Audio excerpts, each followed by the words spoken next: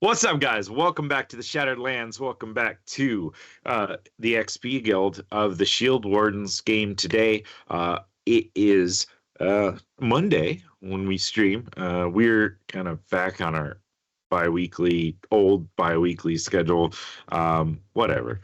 If you're noticing this in the States being an hour later, well, our British friends across the seas changed their times differently than we do. So thus, here we are an hour later. Next time, we'll all be on the same track. We'll start the same U.S. times, 10 a.m. Pacific, blah, blah, blah.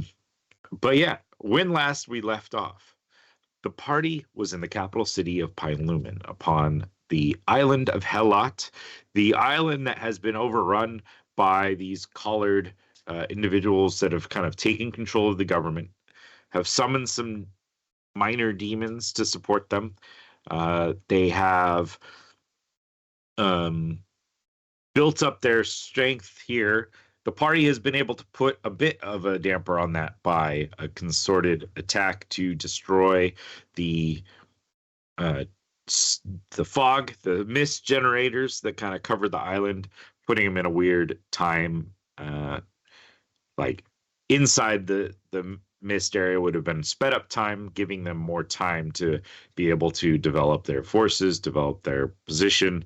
So they've been able to cease that. So they're now on the same track as their home island and now are attempting to work within the city to develop plans, to develop a kind of foothold here for hopefully a way to destroy and eliminate the power base here within the city itself.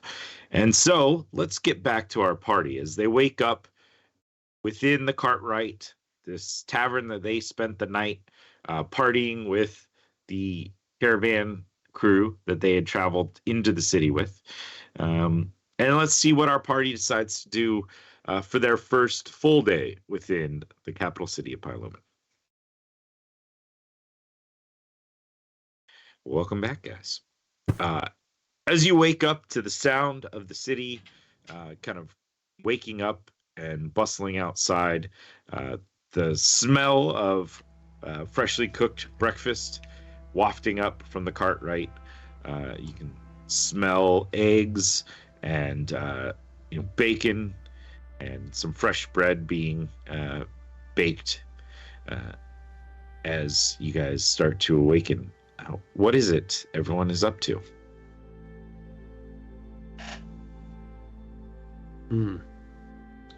Pius would have woken up before daylight, would have went out onto the city itself, did his rounds, checking out things, getting, the lay of the land, and eventually figuring out which is the best places for bread and breakfast and the like, then proceeding to take such items. As All right. Eventually he makes his way back to the group. Okay. Who would have been the next to have awoken? I probably would have been awake first out of the slumbering free. Just probably Vietnam flashbacks of my boots being constantly stolen would keep me waking up first. Smelling the breakfast, the bacon, the eggs, kicks the bed, the bottom, like the stumpers of beds of the other two, just to wake them, and say I'm heading to breakfast, and follow my nose. No, Mum, I don't want to go to Latin class. Please don't make me go. They're so mean over there.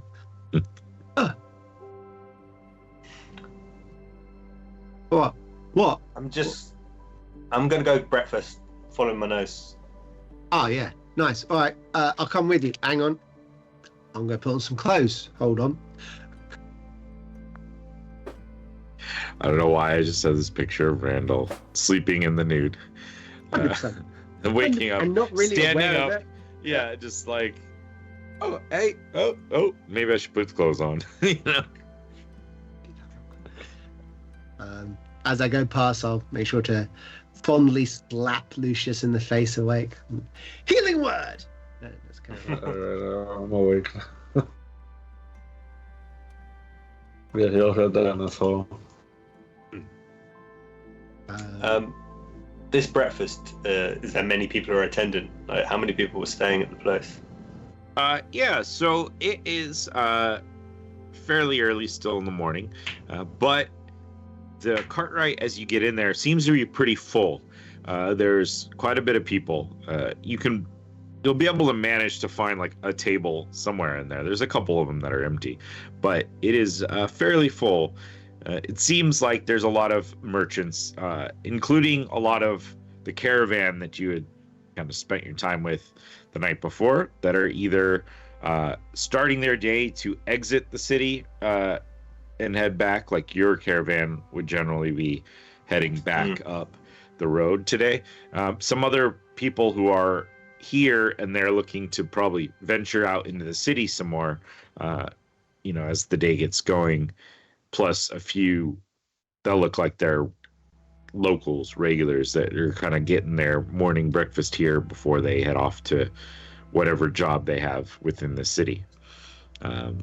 It's bustling around.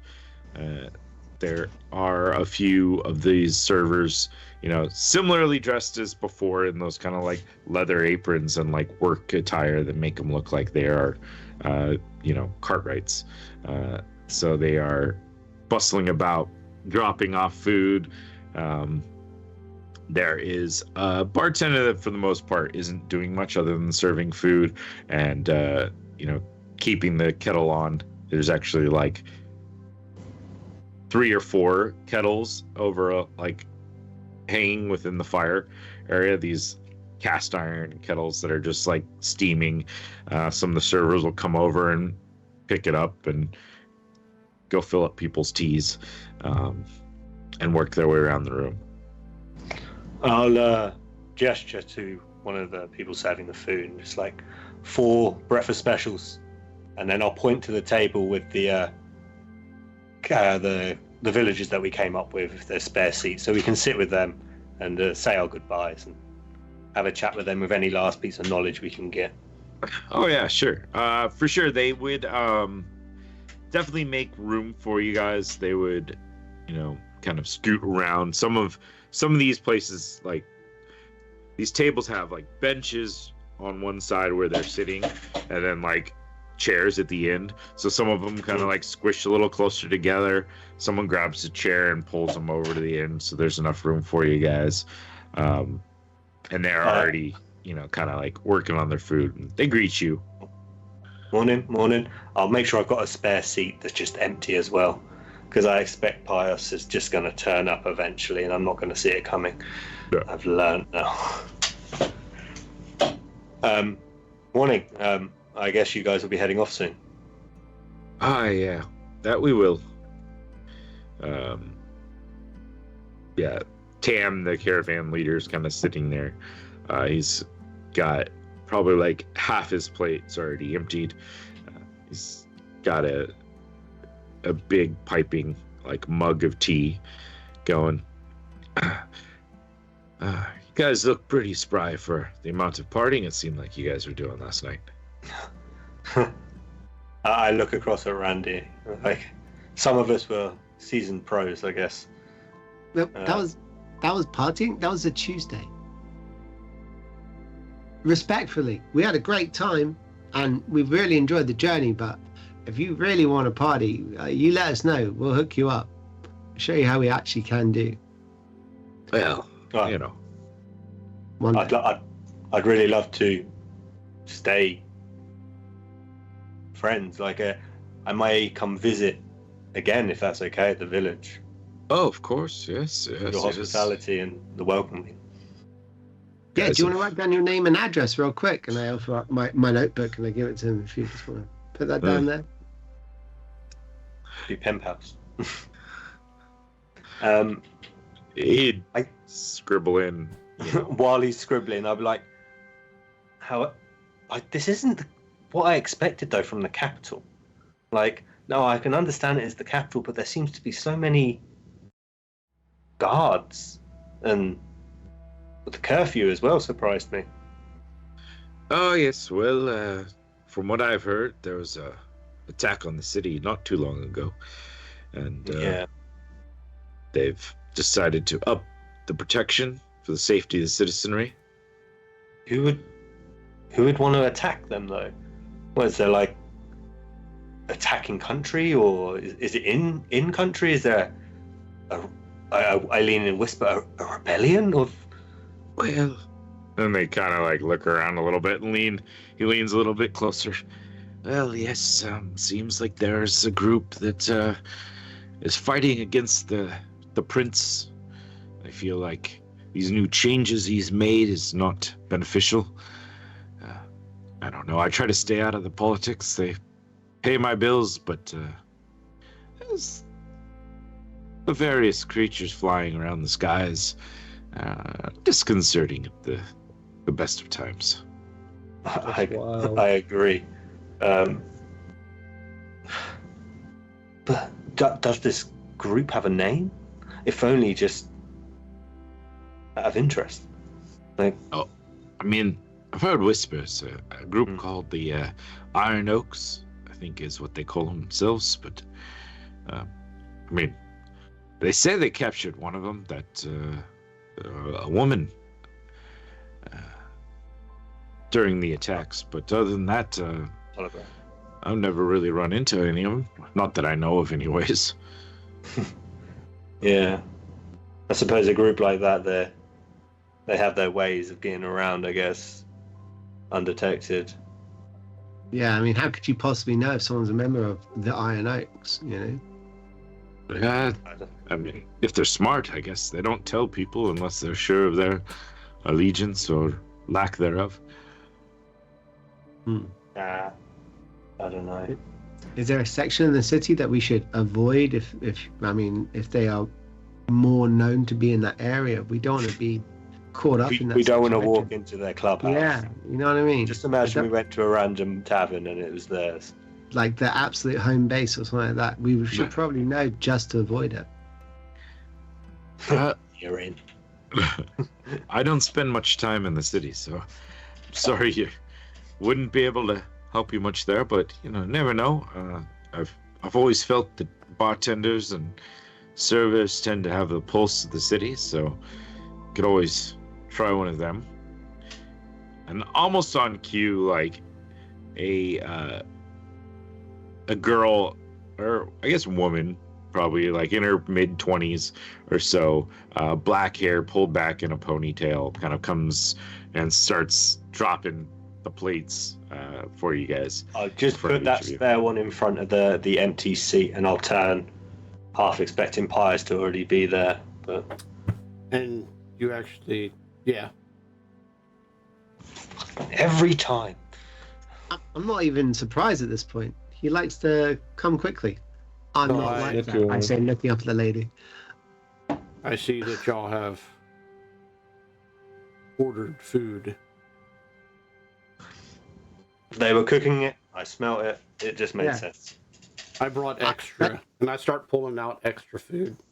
That's fresh. Yeah, but it's not cooked. It Yeah, is but cooked. bread. Feel how warm that bread is, though. Oh, that's lovely. That. Here, feel That's that. fine. And I just put it right on Lucius's nose. Like, feel that. Look how warm that is. Oh, that's lovely. That. Oh, you ruined it. Look, it's got a big hole. Oh, Lucy. Wait a What do you like, minute. mate? And I get the bacon and put it inside the hole.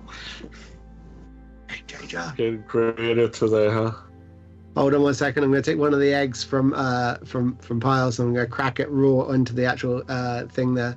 Then I'm just going to slowly heat it up with my using what do I have that's vaguely soft and gentle with my spells?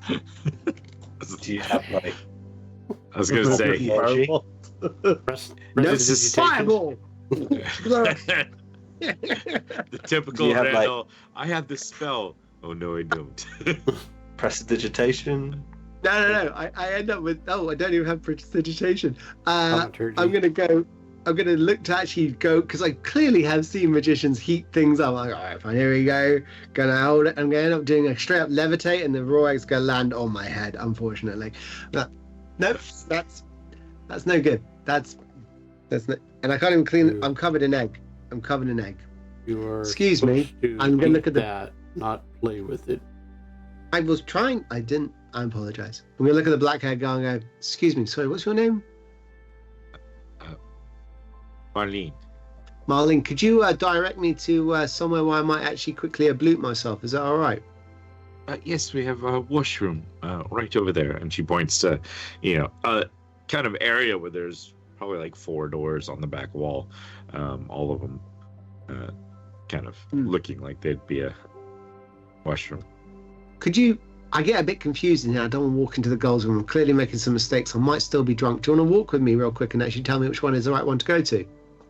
I mean, to be fair, they're all washrooms, so the door's not locked. You're welcome to use it. They're All single spots. No, that's fine. Randy, yeah, do you want to pay for the breakfasts at the bar on your way? I'll go take care of that. No bother. And I mutter to myself, going, doesn't like halflings. She's blind. Fine. I think. I'm going to do a quick mental message in her head going, oh, he's quite nice, actually, trying to imitate her voice. Oh, I should actually go and find out what he's like. Oh, look at that bum. It's kind of nice. No, don't stare. She's Yes, that persuasion. walking off to like try to serve another table, but you see her kind of chuckling as she like walks off to like fill someone's tea back up. All right, I'm going to go wash my hair in the sink because I'm a halfling. So that's going to require quite a bit of acrobatic work. I think I have to... I'm going to end up doing like a headstand in the fucking sink, spinning around. Make sure you lock the door, because if someone walks in at that moment. Did not lock the door. Didn't happen at all. Nope. Gonna roll a quick acrobatics to see if I crack the fucking sink. Excuse me. It's Sounds like a lovely. bird in a bird feeder. Oh,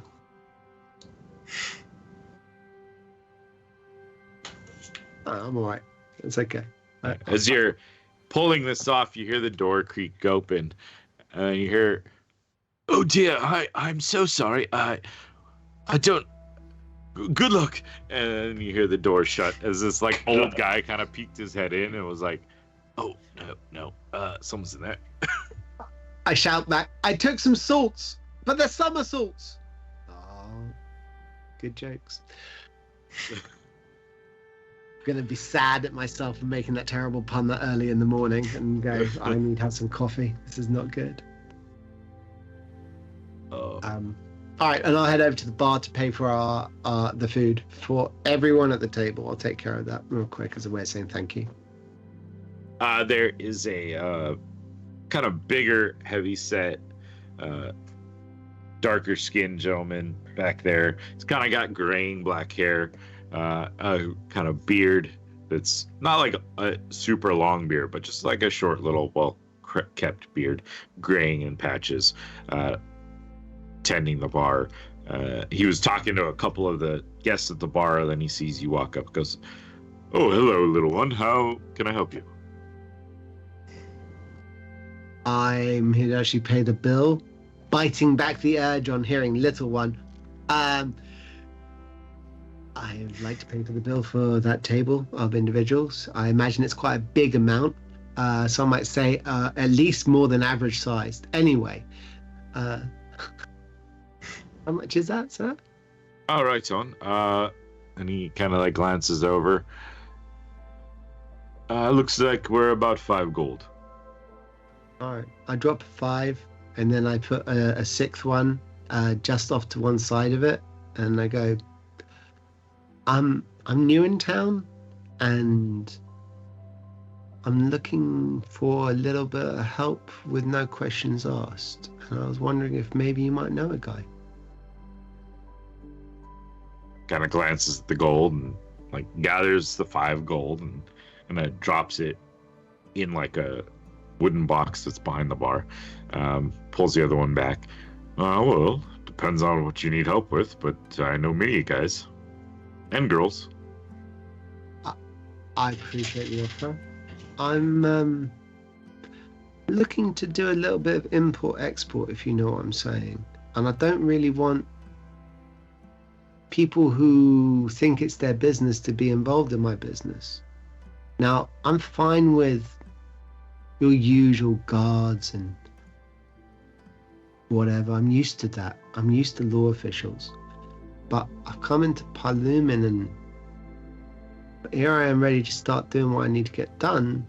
And I'm hearing stories about it being a group that may be looking for other kinds of trouble. And I need to just know how to avoid them. Now, that's going to be a weird one to ask. And I say to you, a stout kind of oak, one that's maybe metallic in nature. I would be concerned about those individuals getting wind of my business. Like I said, I'm new to the city, and I know you got a lot of different wards. Are there particular areas or, God forbid, taverns that I need to avoid in the area? Well, if you're looking to avoid said individuals, the Terrace Taverns in the Garden Ward.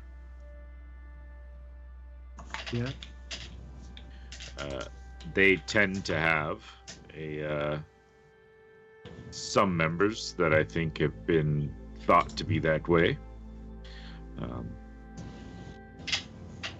Depending on what other individuals you're looking to avoid, I hear the Silver Coat often has a member of, I guess what you'd call the new ruling class that tends to venture there often. That one is in the that is up in the Temple Ward nearest to the castle.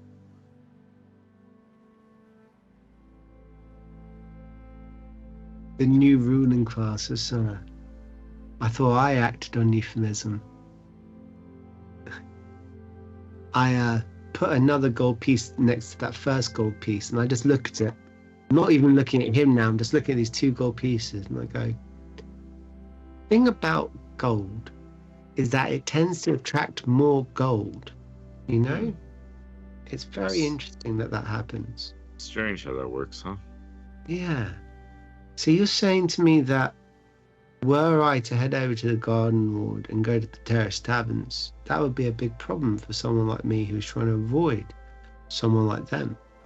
And if I wanted to make sure that I was dealing with a new ruling class, I should probably head over to the Temple Ward.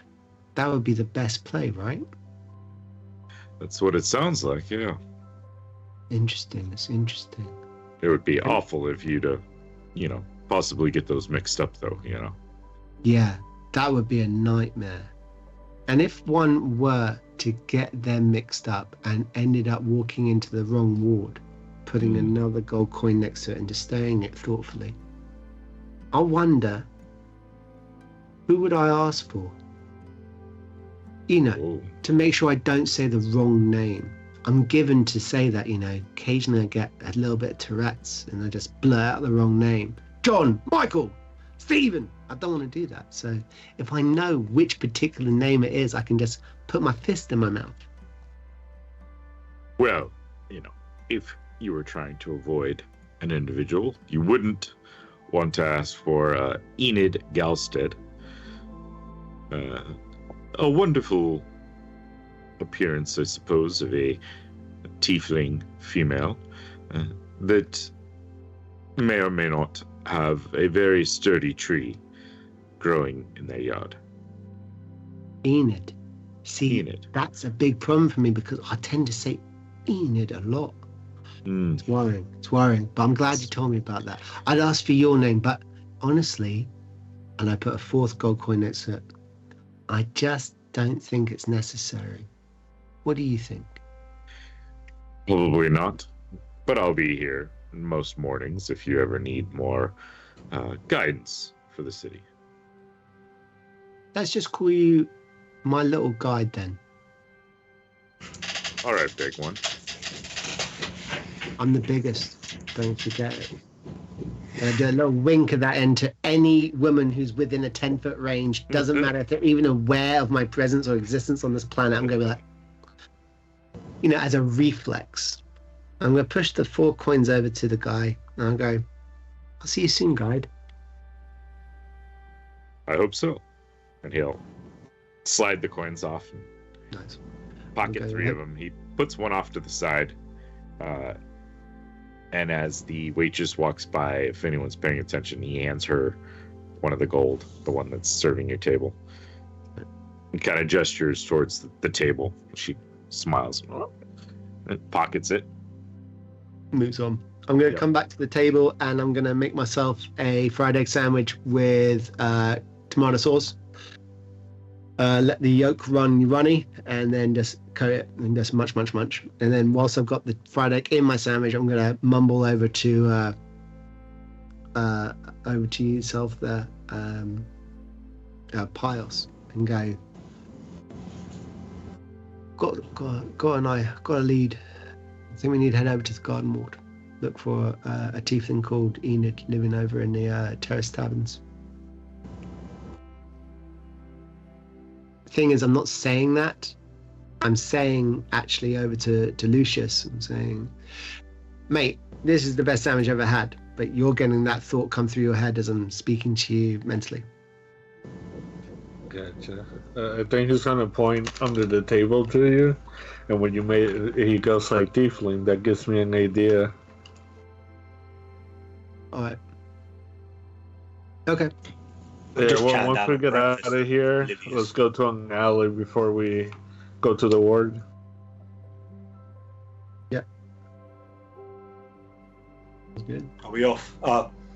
Bye, guys. I really hope we do meet again.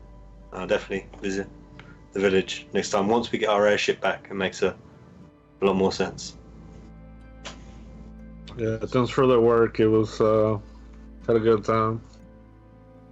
Oh, well, thank you. It was nice having a group so capable along. Made our travels easy, and can't say you're bad company at all. So I appreciate that. If I ever decide to settle down, I'll make sure to head to the town if you guys want to hire me. Oh, always looking for a good party man to work. You know where to find us.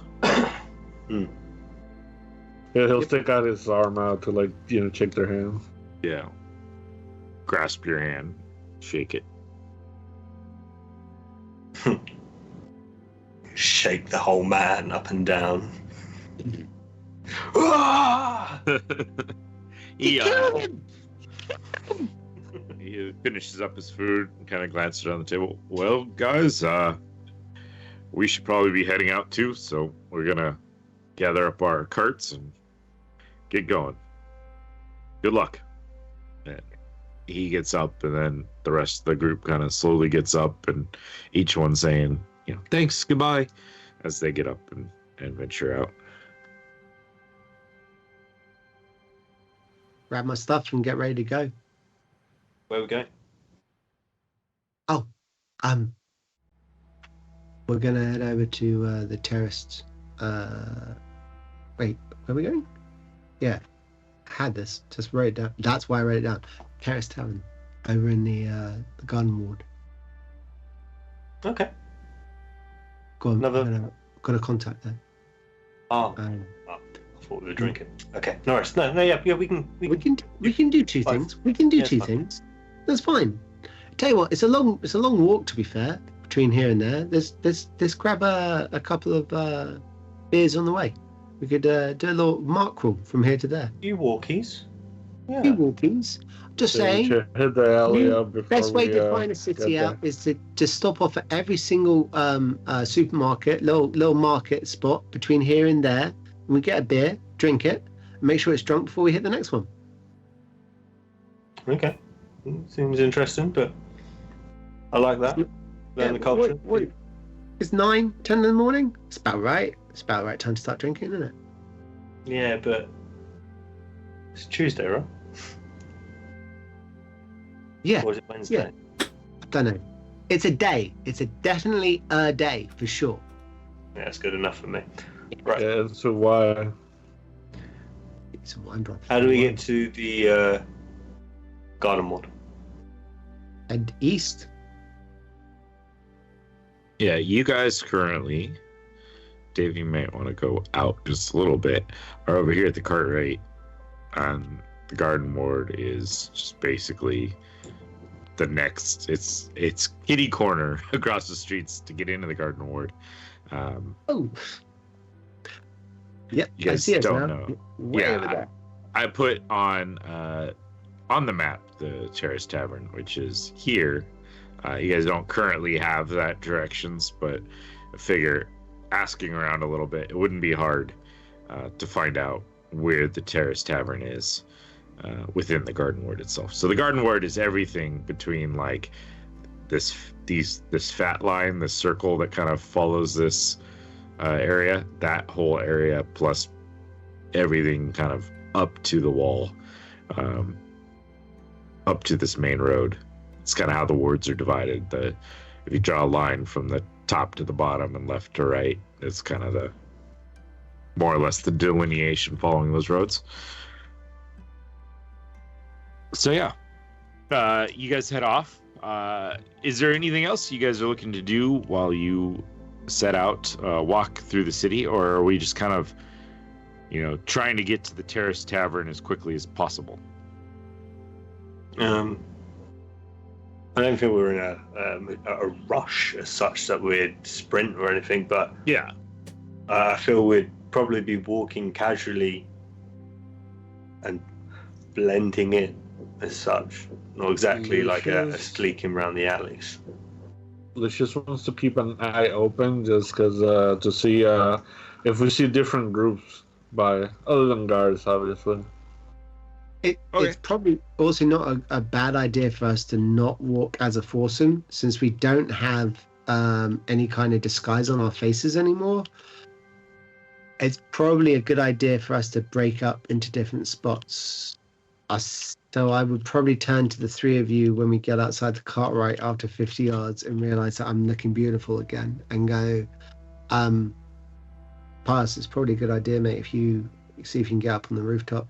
Be a vantage point for us up there, just walk through there. Big city like this, the band has some second story rafters, you know what I mean, spots for the rogues and that. They like to not walk on the main street. If you get up there, you'll be able to see what's going on, and that way we don't have four of us looking like the four that they're looking for, you know what I mean. Was planning on going below, but up on the rooftops and whatnot could be advantage. Right, if you're up that way and we have two big uns walking side by side, you just like normal geezers, innit? And I'll walk on the other side of the road to you lot, but I'll just be playing a song and just being I'll be myself, shall I say. Question as we exit and we're heading out, do you follow this central main road here, or do you head south along this main road to head in? Both will be part of essentially the garden ward in one direction or the other. Just curious as to what you're going to come across. Split up and one goes south, the other one take the main road, just so we can see the layout. I think if we start splitting up on the main roads, we're going to not see each other after about 50 yards, and we won't be able to keep. I don't know where I'm going. And I think our natural inclination would be we want to get away from the city walls and away from what would be potentially considered to be a more defensive area. The quicker we get into the center of the city, even though it may be going into a more dangerous position, it's also more sensible because you wouldn't have as many soldiers in the city center as you would on the outside defending it. Does that make sense? Sure. And even as you guys exit the cart right, you will spot across the street, there seems to be like a large stone building that at first glance may have looked like a, nice house or a possible tavern or whatever, but you spot guards kind of going in and out of this particular building, heading over to the gate or walking into the city, starting their patrol routes out. This seems to be a location of one of the guardhouses within the city itself. This stone building directly across the street from you. And then easily enough, you guys head up that main road that kind of cuts through the center of the city, the Temple Ward to your north, the Garden Ward to your south. And as you're walking through, you spot various individuals kind of bustling. This is the main thoroughfare, so probably one of the larger, wider streets within the city itself. There are people heading like off into each direction of the wards. You'd see quite a bit that look like they're kind of religious affiliation of some sort, walking along the streets, heading up and down this main road, heading towards various temples, which do have these like larger, more grander scale designs to them. And you can kind of spot them amongst the other houses that probably service the various temples themselves, being like the priests or the servants that serve that area. You'll see a lot of merchants kind of moving along the road. There are also some like street vendors that have essentially set up, some of them selling like handcrafted items. They've got like, blankets set out, and they're kind of sitting there with their items on the blankets, and they're sitting behind it in locations. You have some that are selling like street food, little carts that have, food put together. And just other general workers that, you see bustling off to areas. You see some people carrying like firewood around. They've got like these big old, like bound with twine, essentially firewood bundles that they're like carrying, delivering them to houses. There's like a cart that they kind of follow that seems to have like bundles of these firewood. They're going down this main road, and someone will grab them and then like rush off to various spots and then come back empty, and then they grab a couple more, rush out. You'll spot a cemetery a few blocks down up here on the right hand side of the road as you're walking down. Is there anything in particular, or is that generally cover the initial questions asked as to the groups and stuff you spot? Clothing wise, in the city, the normal denizens that we're seeing, are they the kind of people that have clothing where you generally see people's necks? For the most part, it seems so, yes. There are, especially at this morning hour, several people with like scarves wrapped around their necks, trying to stay warm, sort of thing. Like there are some that are like bundled up a little bit more, especially those that aren't like working hard. The ones that are running off, like carrying the firewood, seem to be just down to like, a sturdy shirt and slacks, running over. They're working up a sweat already at this hour. But there are others that are like still kind of bundled up, which those tend to be harder to see. But the general fashion seems to be you'd probably be able to see their necks if they're out in normal day wear. I guess my questions would be, as we're walking past in the order of the stuff that you mentioned, the temple that we went past, do I recognize what religion it is? Yeah, that first one you see, this kind of, it's a lighter color, like eggshell, sort of like that light white to slightly yellowish color building, is a temple to like the sun god. Sol, I think, is what we have here. My next question is, on the cemetery next to it, is that cemetery open plan, or is there a fence that goes around it? If there's a fence that goes around it, is there one, two, or many gates in and out of the cemetery? Yeah, there are iron gates that go around it. There seems to be several gates that go in and out of it, as it is like a whole city block essentially of the cemetery.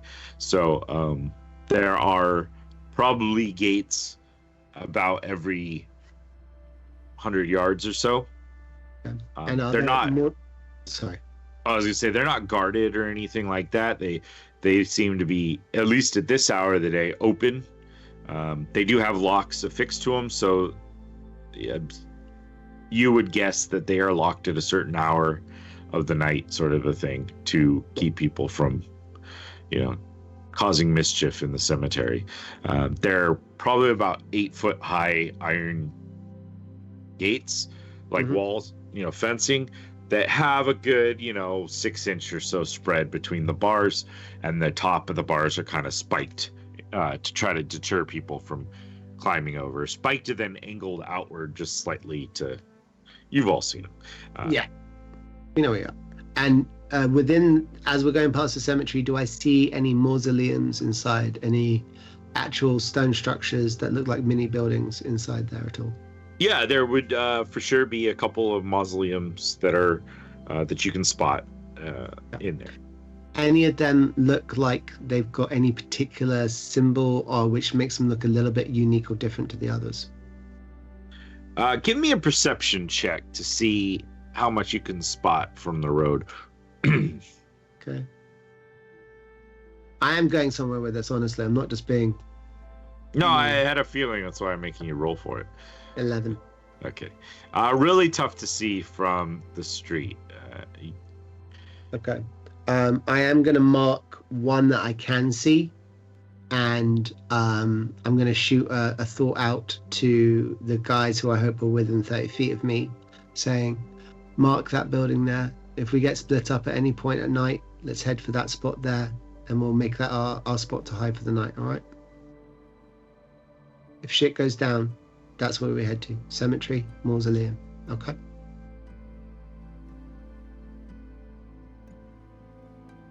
I mean, I'm assuming you guys are, at least some of you are traveling close enough that you'll be able to pick these things up. Get out of my head, Randy. I just went from, as he was saying that, I went from a 30-foot building to a 40-foot building. You just missed it, huh? Guys, make sure you mark that. Okay, good. You're that. Wait. Sorry. Guess I can't make work. All right. Cool. Okay. And then we just head on through, right? Yeah, I mean, if you guys are just making your way to the Terrace Tavern, no problem. I just wanted to make sure I'm covering anything that you may have wanted to accomplish or scope out on your way there. And you would have spotted it yesterday. You do see, as you're kind of assuming someone asked somebody, generally the direction to the Terrace Tavern, as you're walking along, because there's not like signs that say, "Oh, the Terrace Tavern's that way." There's probably many little like public houses throughout the city itself. These are just the ones that have been called out to you. But you will spot this large tower within the Temple Ward that you can see a skyship like docked up to it in the center as you kind of take the turn south along this path here.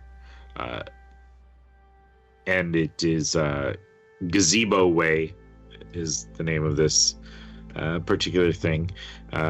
They all seem to, as you see the different street names, they all seem to have some sort of like garden or even tree name sort of thing, plant name here and there, something that is related to that kind of ridiculous naming structure. But as you make your way through the city, you will eventually reach the Terrace Tavern here at the corner of Gazebo Way and Hydrangea, because I make up these stupid names at the spot. I love Hydrangea. That's a great shot. Question while we're moving around, because I was keeping my eye open. Would I have Yep. noticed some different groups at all? Then do you need me to roll? I mean, yeah, you can give me either perception or insight. I'll give you, depending on, I guess, your methodology of spotting who is grouped up. I think for the heck of it, I'll do insight because usually I always do perception. So let's Okay. see. Yeah. That is 15. Yeah, 15. Yeah, like I had said, you do see like groups of religious members. You see a group that are kind of like walking through the streets together that definitely see, while you're on the main road anyways, that seem to be religious members, and they are all in like robes, but they're like green robes with like brown like stoles on, with various like they have basically like what looks like a winding path on them, and they are kind of going around, and it seems to be like going up to the merchants and the horses and stuff, and like touching the horses and giving them blessings as they kind of go through the city. You see the guards, of course. You would probably spot a couple little groups of what would be like ruffians, or possibly could be members of like a thieves guilds, or something of the sort, street gangs that are kind of like grouped up together, kind of eyeing people as they walk through the garden ward area. Yeah, I don't know if there was... Were there ruffians or is there any guards near them or no? They tend to be congregated in spots that aren't heavily patrolled, it looks like, but there are, I mean, you'll see a group and you'll see some guards kind of walk through, and they don't really, like, the group's not causing any direct trouble. It's just you can spot, given their like body language and the way that they eye the guards, that, you know, okay, this group is one that the guards keep an eye on. You can see even the guards kind of looking at them and giving that eye, like that don't cause any more trouble, you sort of eye that you know, local beat cops would probably give to the known troublemakers in the city. I got that. Yeah, I'm gonna excuse myself from the group. I'll be like, I'll be right back, guys. Don't go too far. And I would kind of like, I'm not directly gonna approach them, but I'm gonna do the thing where, let's say they're all sitting one way. Mm-hmm. I will go to like a wall nearby, not looking at them, but I will speak to them. I would kind of like put like 5 gold coins next to myself, and I would just go, is this the right group to talk to if I need information or things getting done? Yeah. As you're there, why don't you roll a persuasion check? Can I be assisting him in the background, just by singing very softly, playing on the bandolier? Stand clear, don't man talk. You can't stand where I stand, can't walk where I walk. Watch out. Policeman come, we buzz him at the park. I know for a fact you don't like how I act. Whoop, whoop, it's the sound of the police. Whoop, whoop, it's the sound of the police. But like medieval style. Yeah. Fair enough. Man, All right. You'll be killed over here. Yeah, right. No, that's fine. I was gonna say with the 5 gold, I was gonna give you advantage anyways, so I'm not gonna counteract that. Now wipe that out. Yeah. 22. All right. Yeah. Sorry, hydration. Yeah, the person would kind of glance over sideways at you, see the gold. Well, that depends on the information you're seeking. See this kind of like skinny half-elven blonde hair that's been kind of like streaked back. I think I'm gonna look at him real quick, and I'm like, I'm gonna make your whole we really interested when you come a little closer, and I'll slide 1 platinum. And I'm gonna go. I'm a friend of the Vipers, and we are trying to hit the castle. So I need as much information and as much people as you can gather. Would that be a problem? Castle. I Boy, you walk got away. balls. I'm like give him like a eyebrow, and I just walk away like nope. I mean, unless you guys are scared. Scared and bloody well suicide are different things. Well, I'm not asking for you to fight. I'm asking for information and subterfuge. Mm.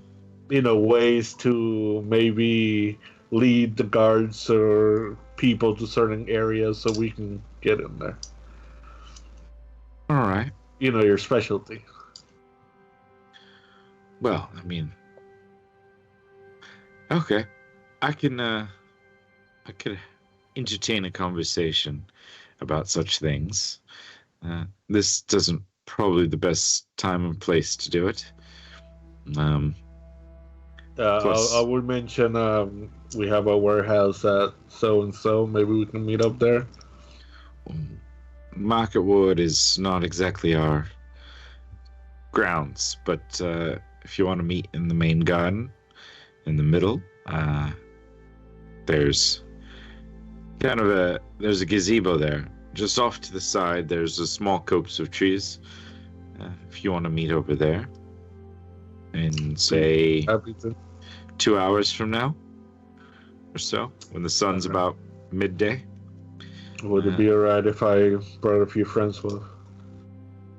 I was going to bring a few friends myself, so I suppose I can't object. Okay. And like I said, I would have mentioned that I'm friend of the what are they? Are they called the Vipers or are they Cloud Vipers? Cloud Yeah. Vipers, but Vipers, they would, get the gist of it as well. Yeah, I'll tell them that sounds good. And like I said, I have put 5 gold in there, and then I slid a platinum. So I think I would just add like 5 more gold, and I just say, if you guys want to have some fun before we meet up, and then I'll walk away.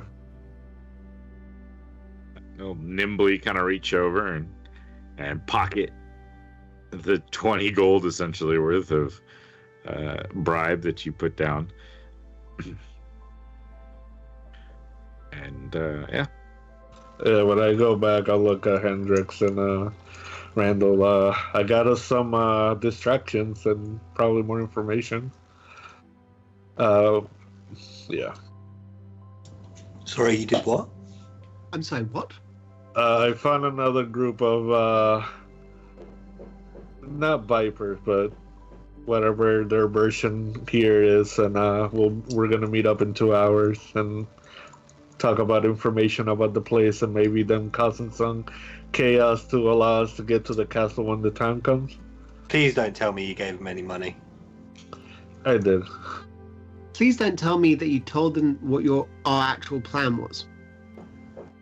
Just we'll be fine. Let's just go. If they tell anybody, nobody's gonna believe them. What, did you get any of their names? Nope. I just got a place to meet at.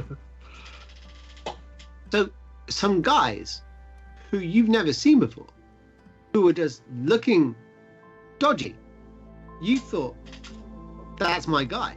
And you My went up to friend, them and said, you gotta have no, faith. no, hold on. You said to them, we're gonna attack the palace and we want you to join us? Not exactly, but yes. And then you gave these people money and they said, come here later on and we'll help you out. You didn't get their name or anything. Yes, I know. It doesn't make sense. Let's just go. Worst comes to worst, I'll find them and kill myself if they fuck me over. So let's go. I'm gonna go back to that group of people real quick and say, I'm so sorry about my big brother. He had a brick thrown at him when he was a baby, and he just goes up to random strangers and says the weirdest things. Did he give you any fake money? It'll look like a platinum piece. I'm so sorry. I don't want you to try and spend it. It might go horribly wrong. You're on mute.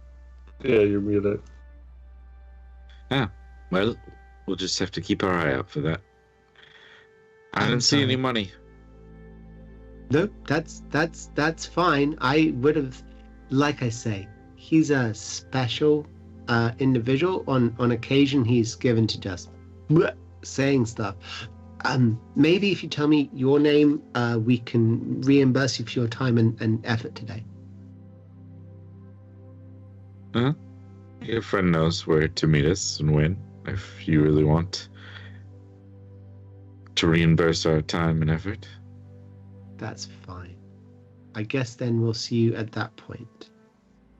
And I'm gonna walk away, my heart crazy heavy. I'm gonna be looking for who it definitely is gonna be following us at this point. I will like nudge you and say, I did mention that I was with the Vipers, so I doubt they would try to fuck us over. Oh, cool. So you mentioned a gang from outside the city to a different gang that was either not that gang and is therefore in opposition to it because of how gangs work. They don't care as long as they're making money. They're gonna make money. That's all they care about. Come on, you should know. I should know. You go to places and you play your instruments and you show people a good time and they pay you. It's the same thing, but they hurt people. I look at Hendrix like, is this a thing? Can we just go and forget this happened? Yeah. I let Daisy out and just mentally tell her, if you can, try and keep an eye on that group and just make sure they don't send anybody to follow us. I go to Lucius. Pick me up. Come here. Come on, lift me up. I want to get on your shoulder, mate. Up here. Come on. Up. Let's go. I'll put them. Together, you will make the ultimate person. I'm gonna just like lean in on his ear, and I'm gonna slowly coach him as to the whys and why nots of approaching strangers in the middle of the day and telling them about a revolution. I absolutely expect him to just look up at me like, I do what I want. Don't tell me what to do, you stupid little halfling. You're gonna hear from Lucius. He's gonna message you. Yeah. Just have some faith, my friend. They hate the authority as much as we do. So. Old Randy would 100% have ignored that and just carried on laying into you, but he does have faith in Lucius after all, and he will just be quiet for a second and look over his shoulder like, anyone following? I can't believe you told him I was crazy and shit. Boy, I fuck you up. But I didn't heard all this, so it's all good. It's all good. Pios has watched the entire thing from the rooftops and heard everything and has become satisfied.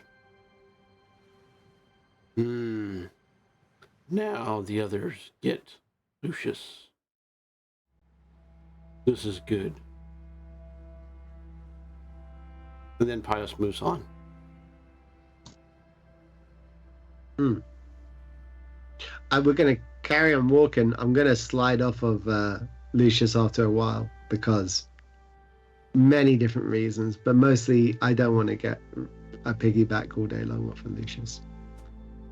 I think before we get to where we get to, in my head I would say, you have any ideas? You've been quiet all day. Oh, I'm just enjoying the show, my friend. This is quite interesting. I wish I could eat popcorn. I do miss that. It was fun watching this wonderful interaction. I'm not sure about telling random people that you plan on attacking the castle, but, you know, who knows? I've been wrong in the past. Some very direct and forward approaches are wonderful, I suppose. Just let me know if you need help. it wasn't too smart, but I think it'll work out. About that popcorn thing, how about this? The next place that has popcorn, I'll stop there, and I'll let you take over until we get to where we need to get, and then you can give me the reins back. How does that sound? Interesting. I'm never opposed to having a little bit of control, but I'm just taking a back seat for now. I'm not sure your friends would be as pleased with me controlling things. It's okay, well, I don't know, won't hurt him, and he'll just keep it at that. All right. Hey, Hendrix, you ever notice how sometimes Lucius is walking along and his lips move a little bit like he's talking, and he's got this faraway look in his eye? Love it. Have you noticed that? Yeah, I thought it was like you guys doing your spell casting, but if you're saying that's not that, then yeah, I've noticed it. Yeah, it's a little. I mean, it's not concerning, but it's definitely disconcerting. I just thought it was like a twitch. Maybe it is. You know what? Maybe it's just him reminding himself to breathe in and out, you know, because he's so big, he needs to make sure he's got enough oxygen going all the way around the body. I look back at him. If he's still muttering, I'm like, maybe. Look down. Why is he smiling? What's that about? All right. I'm gonna step on you at some point.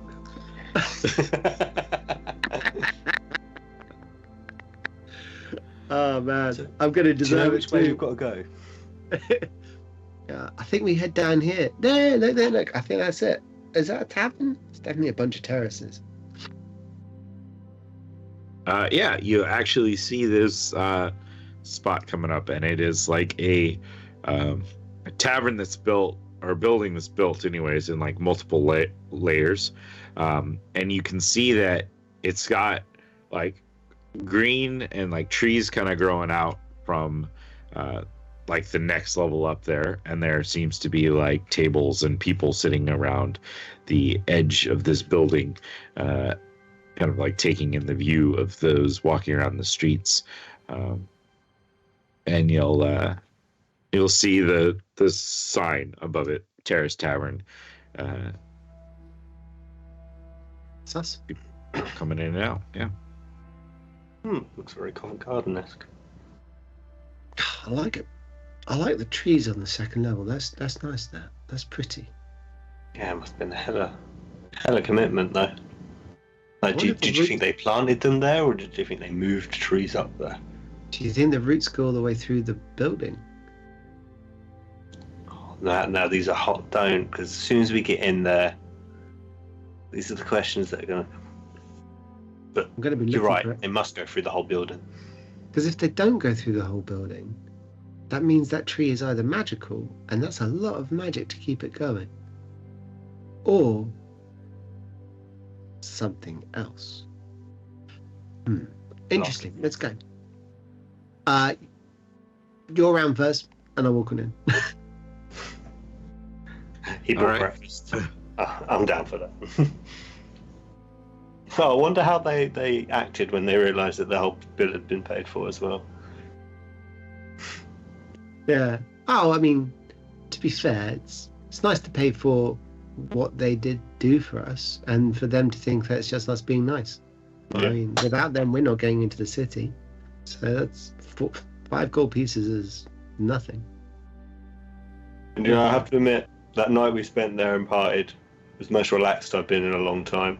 Long time. I feel like myself again, mate. It's been a while. For sure. It's caused chaos. Let's go. And I head into the bar. All right. Or the tavern, sorry. I'm going to strum my bandolore as I'm stepping into the tavern, making a classic morning wake-up song. Probably Wake Up Boo. Wake up, it's a beautiful morning, sun is shining in your eyes. See how long it takes for someone who's hungover to actually throw a glass at my face. Dodge out the way, watch it smash against the wall and go, thanks, sir! Yeah, so when you walk in itself, the bottom layer of this is definitely smaller than what the outside of the building would make you believe. And as you walk in, you see that the walls themselves are like extremely thick. Like there's the doorway and the pathway in, but then there are like, it's probably like a 5-foot wall section that goes around the whole outside of it. You see a kind of high second floor area. There's stairs that kind of go up. They spiral up to the second floor where it's kind of like a walkway that goes around with doors that you can spot that lead to the various sections outdoors. You can see another stairwell that kind of goes almost immediately from that spot that spirals up to a third floor, but it's like a third floor almost like hatch sort of thing. Like, it's not a hatch, there would be a door that leads directly out onto the third floor of this kind of building. And you see growing out of this kind of high ceiling in this vaulted section of it, there's a few like roots that kind of grow out and are dangling down from that various spot. From those roots themselves, there are like hooked on these like hanging baskets that have like floral setups within them, and another one that's hanging down that seems to have like series of like lanterns or burning torches that don't seem to really go out or seem to like affect anything around them, but produce enough light to light up this interior section. There are a few tables and stuff down here, but it's not as populated. There are like there's a kitchen. You can spot like these almost like saloon style half high doors that kind of swing open and closed as the servers kind of bustle in, go up some of these stairwells and head out to one of the side areas. You can spot like a server taking food over to an area, and it's like a dumbwaiter sort of situation where they raise it up to the next floor up. There is an elderly man standing behind like a little podium as you walk in. He's wearing like a suit. It is a like dark green suit, almost black, but you can tell there's like a touch of green to it, with like silver trim on it. There are these like silver like leaves kind of like embroidered onto the lapel and the sides, the collars of his coat. Greetings, gentlemen. Greetings. Do you require a seat? Yes, please. A table for 4, if possible. Could we get something up on the second level, maybe? Of course, yes. So we've got a spot on the second level, or even up to the third, if you really want a good view of the streets. Let's go up to the 3rd level, actually. I can't even see what's up there. Let's go. All right, right this way. Thank you, sir. And he'll grab a couple of menus and then start leading you up this iron staircase that kind of spirals up to the second floor, takes a couple steps over to the next set to spiral up to the 3rd floor, leading you out of that door there. On the way up, I'm looking around, trying to take a look at the people who are in. I'm looking for any female tieflings that may be about. Mm-hmm. Do I see any? So as you're walking up the stairs, give me a perception check. Can I jump in on that? But I'm more looking to see if anybody's entered and followed us in the tavern. I want to see if we're being followed. No, Okay. random guidance. Give me a perception check with advantage, Hendrix, because of you had Daisy doing this kind of already. Cool. Right. So. I'm rolling so badly today, guys. Oh! You're rolling badly. With advantage. I just rolled in that one. With advantage? Yeah. So that means I rolled 2 nat 1s. Wow. So I what got an are the 11 odds? on that. Yeah. You We're know, cursed. I've never seen that before. Daisy- Neither have I. Daisy, despite her normal magical ability to follow your commands to the T, seems to be totally, completely lost and probably spotted like a rodent Squirrel. or something, and was like went after it for this, quick snack, even though being a familiar doesn't really require such things. Okay. And almost like you feel this sense of shame as you're like trying to ping Daisy to be like, hey, is anyone following us? Daisy's like, so you don't catch that. Randy, what was yours? 12 with the guidance. 12. I mean, you spot a couple groups here and there, but you don't catch a female tiefling. That is until you reach the 3rd floor itself. You guys come out these doors, and basically out the doors there's like an area where the dumbwaiter would come up on one wall, so there's a wall that seems to be built up on one side, and the other side just kind of open. As you step outside, it's like grassed. The ground up there is grass. There's one tree that seems to be like growing up and out of the central section of this. There is a trellised overhang area with like baskets of flowers like hanging down off to one side, and under that kind of trellised shading area there is a table with 3 individuals sitting, one of which seems to be a very pale, like blue skinned tiefling woman with white hair, these kind of like horns that stick forward and curve upward a little bit off like kind of the temple area, so up and out to the sides. She is dressed in a red kind of summer dress, sitting back talking with 2 other individuals at the table.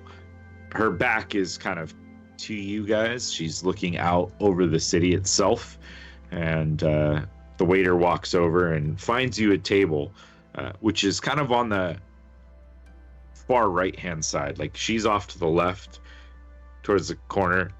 It's almost as far away as you can get on this level, which isn't that huge, really. There's like 2 tables in between you guys and them, and They're about, you're like what, the 20 third feet, table. 30 feet Yeah. away? Probably about 20 Okay. to Alright. 30, somewhere in there. Yeah, not too far. I mean, this top floor is not very big. There's like 8 tables up here total. Are there Yeah. other people at the other tables, or is it? Sorry, it is busy with the other tables as well. Out of the 8 tables, 4 of them are currently occupied. One of the tables in between you and where they were going to sit you is occupied. Right. Okay. I will say to the gentleman, thank you very much. Can we get a bottle of breakfast wine and 4 glasses, please? Of course. Yes, I will be sending the waiter up with it directly. Thank you kindly. And he'll walk over, and you see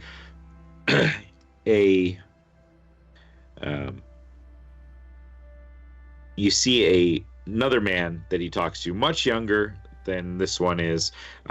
He's got dark hair that's been like pulled back into very short like ponytail that hangs down the back. He's wearing a similar suit on it, except for he's got like an apron tied around his waist. And he pulls out a pad and like jots it down, and then you can spot him kind of like rush off, presumably to go take care of your request, as the host heads back down to his station. Okay. So you're at a table set up. At least he directed you, set all the menus down for you. passed off the order. The table itself is like pre-set up. It's got like the silverware there. It's got these dark green napkins folded up, and they're like folded in such a way that they kind of make like a floral look to it, like it's a flower, with like the silverware then like kind of sticking out through the edge of the roll up.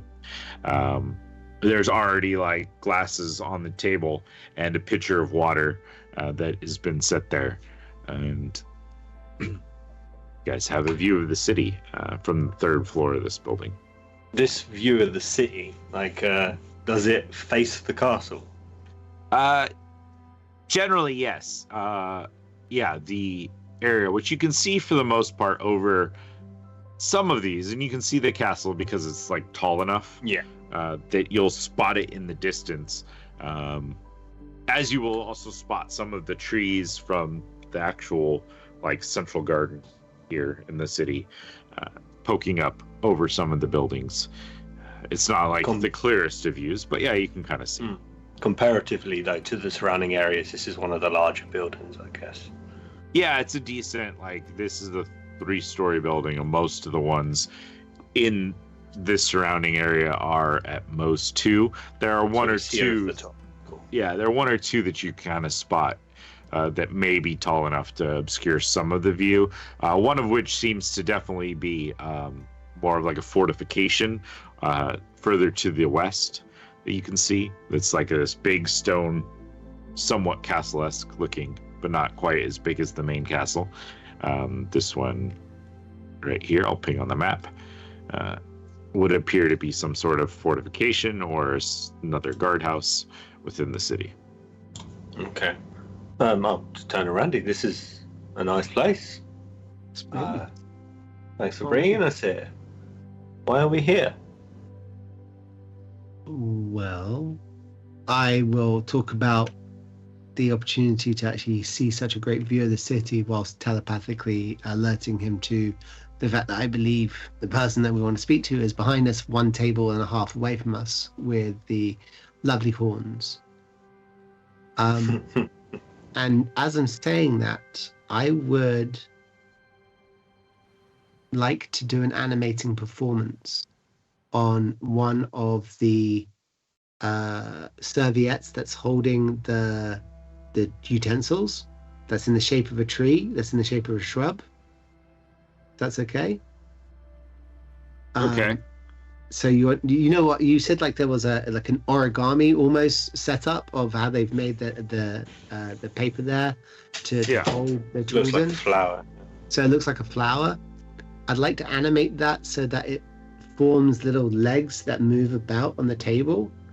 And I'm doing that with it. And I'd like to cast a mage hand on that and then move it underneath the table in between us and the other table, up onto the table so it's dancing in front of the tiefling lady. And I'd like to send a command out to it saying, dance for the lady. And then I will, during that dance, I'd like to change the form of the flower so it resembles that of an oak tree, but a tiny little bonsai oak tree, if you will. And then as it continues to dance and it's moving about, I'd like it to rotate slowly to her, so it's like pirouetting on the spot.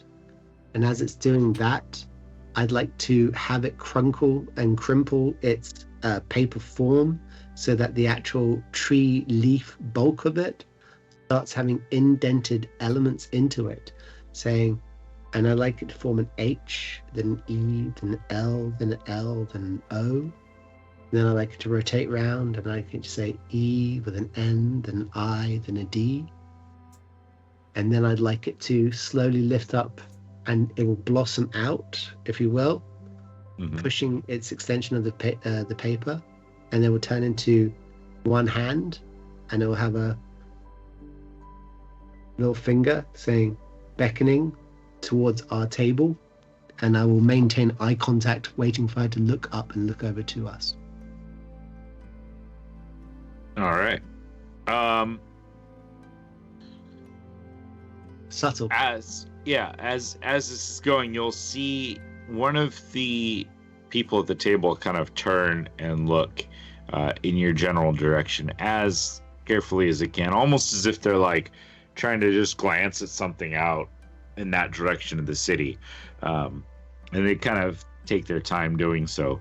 But you'll see that they have kind of reddish skin with like red hair that kind of like almost wafts in the air, and you see almost like there's a slight heat like coming off of their, like there's almost that heat wave image as you kind of see their red skin. This guy kind of glances over. You can tell that he clocks your table, but he's doing it as subtly as he can. But because you're looking for this, you'll kind of see that. When I see that he's reacting to that and he's seeing us clocking on the slow level, I'm going to send a telepathic message out to Hendrix and say, head towards that balcony there that's a bit more isolated from everyone else. I'll see if I can get him to go over to you. Remember, the contact is Enid, okay?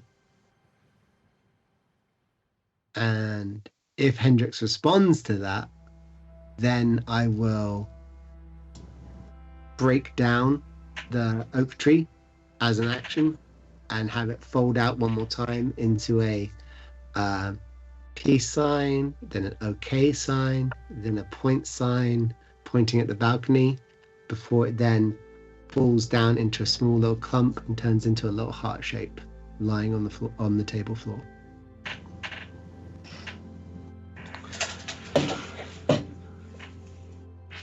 I'm confused because you still haven't properly told me what the fuck's going on. And I go to the balcony. I told you about Enid as the contact before when we were Contact for who? What? As a contact for the Iron Oaks. Okay. I would have told you this. Well, it is morning. All right. If you give me a quizzical look, I would be like, and I would go through it again slowly, and I think to myself, he didn't drink that. Oh, he did have some of the whiskey though, didn't he? Yeah. Okay. No fair. Cool. I will go to the balcony and get a better view. Just look out. Then turn and lean against it. You'll see the red-skinned fire ganassi that had kind of clocked you guys earlier will kind of get up and casually like stroll over nearby, holding like a cup of coffee in his hand, lean up against the railing. About the time he gets there, this younger man with the dark hair and ponytail kind of come over and set 4 glasses down at your table. He pulls out like a light colored bottle, like the bottle is clear, but then like a light colored liquid inside, and we'll start pouring. Well, first I'll pour a glass for Randall. Say, hopefully this one works for you, sir.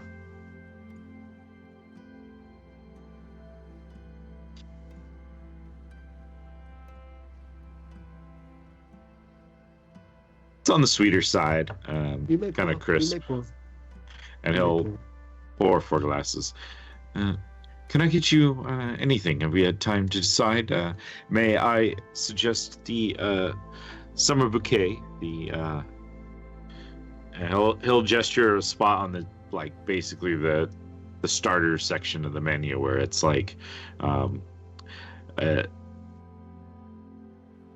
fruit bowl essentially, designed like of various local fruits and such, as an option with like it's got like a glaze, like a sugarish, syrupy topping to it, sort of thing that he. Hell yes, we can have that. I mean, that would be most suitable. Thank you. All right. Well, I will give you some time to look over the rest, and I'll get that prepared for you. Anything else I can grab for you? Not just now. Maybe a little bit of privacy. We'll let you know if we're looking for anything else, sir. And I'll tip him a quick silver piece as a way of saying thank you. But of course, sir. And he'll rush off. And as we go back to the Fire Genasi and Hendrix, I think that is a good point for us to go ahead and take a 15-minute break, use the restroom, gather up food or anything like that, and we will return here in 15 minutes' time to continue today's session, see what information we get to. It's Dave's cue to switch it.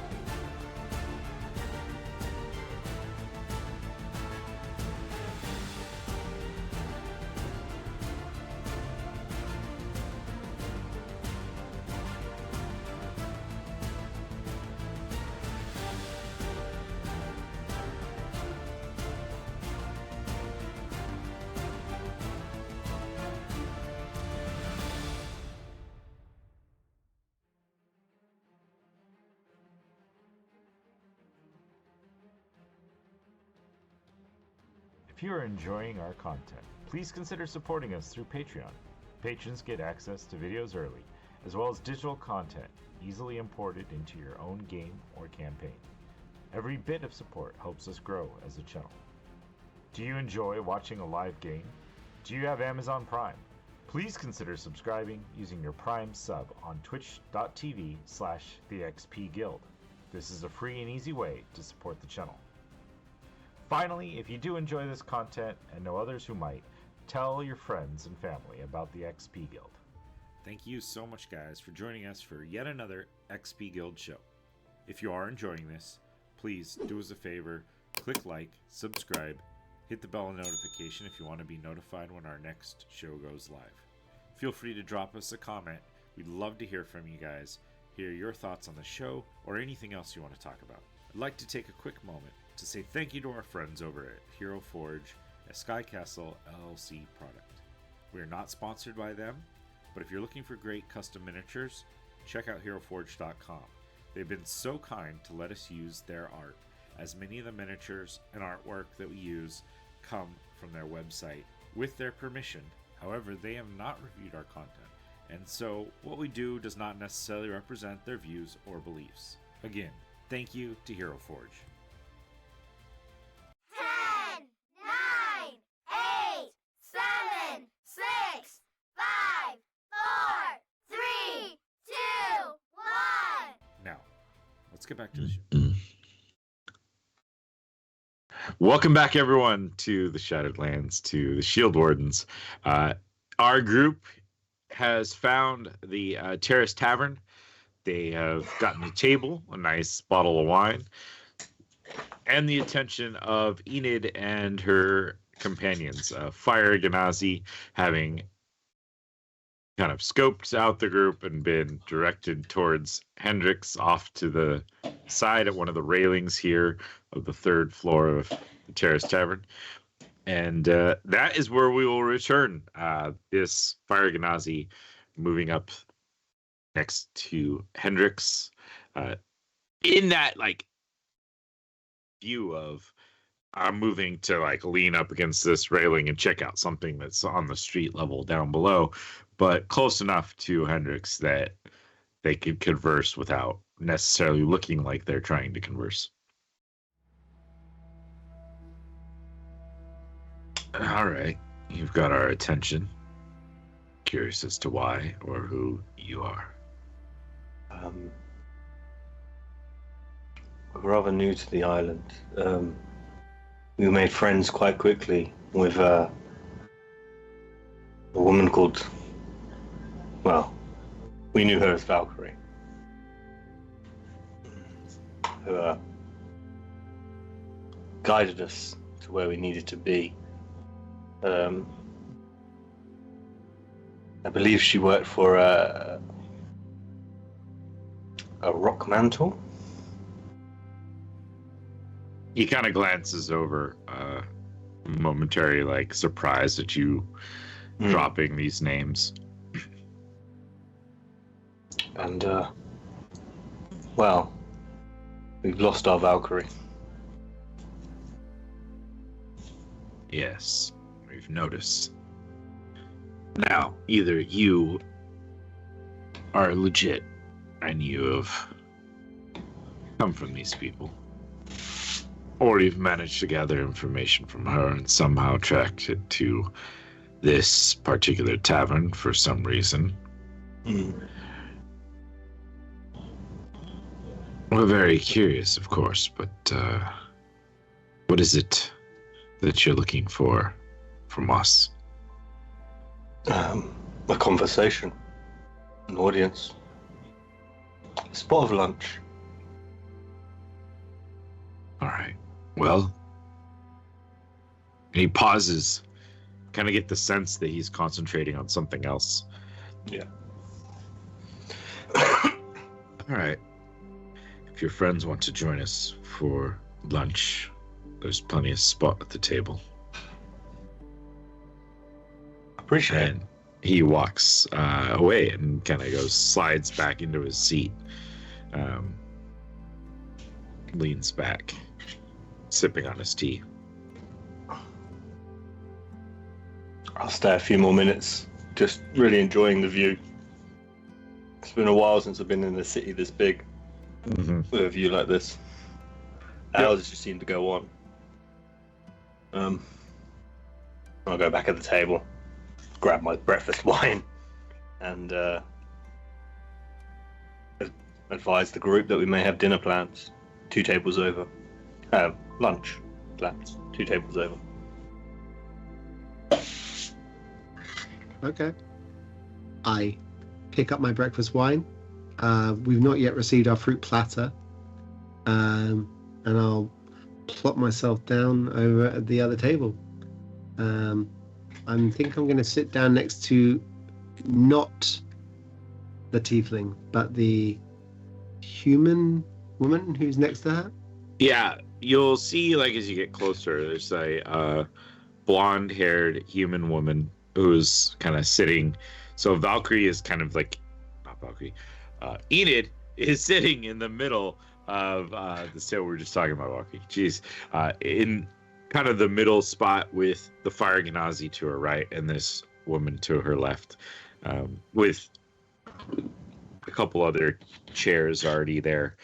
You guys probably would need to pull up like 1 more chair in order to, or 2 more chairs in order to have enough spot for all of you guys. But the table is big enough. It was just only fitted with 5 chairs for it. Lucius will grab however many chairs and bring them over. And he'll sit next to whoever's closest. Oh, not like a monkey. He'll just grab them and I know you damn butler. Yeah. Yeah, so you'll see they are sitting there. They each have like tea in front of them and like a small plate. And in the center, there's like a platter that's just kind of like various like pastry type stuff, like small like cookies, sugar cookie type things, like ginger snap. Nothing like extravagant or crazy, just like little snacks there on the table as they sit there. And I look over at you all as you sit down.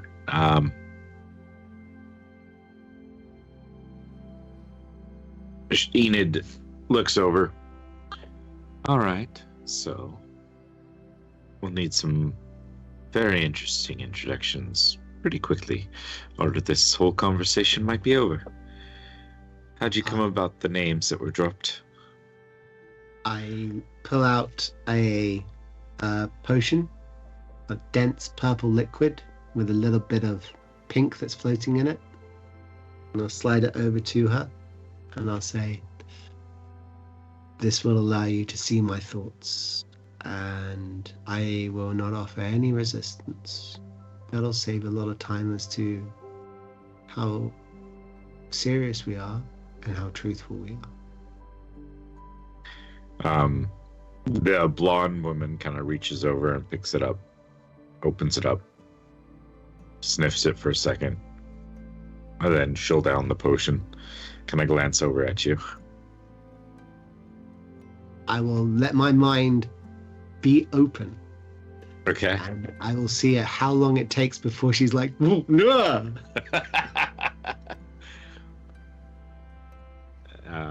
With that, like as she downs it and she sees, and the blonde looks at you, Enid. All right, now, so how'd you come about this information?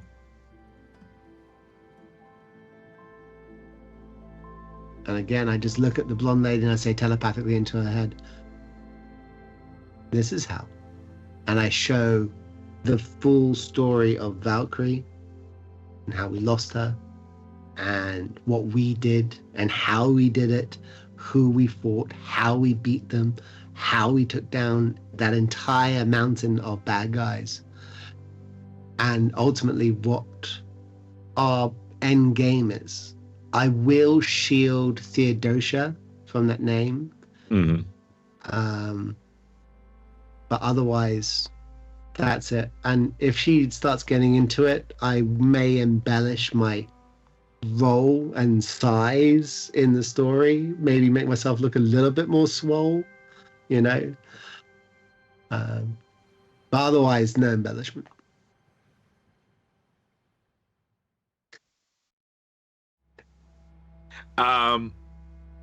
Yeah. After a moment, Enid will kind of glance and nod, take you all in. All right. Impressive.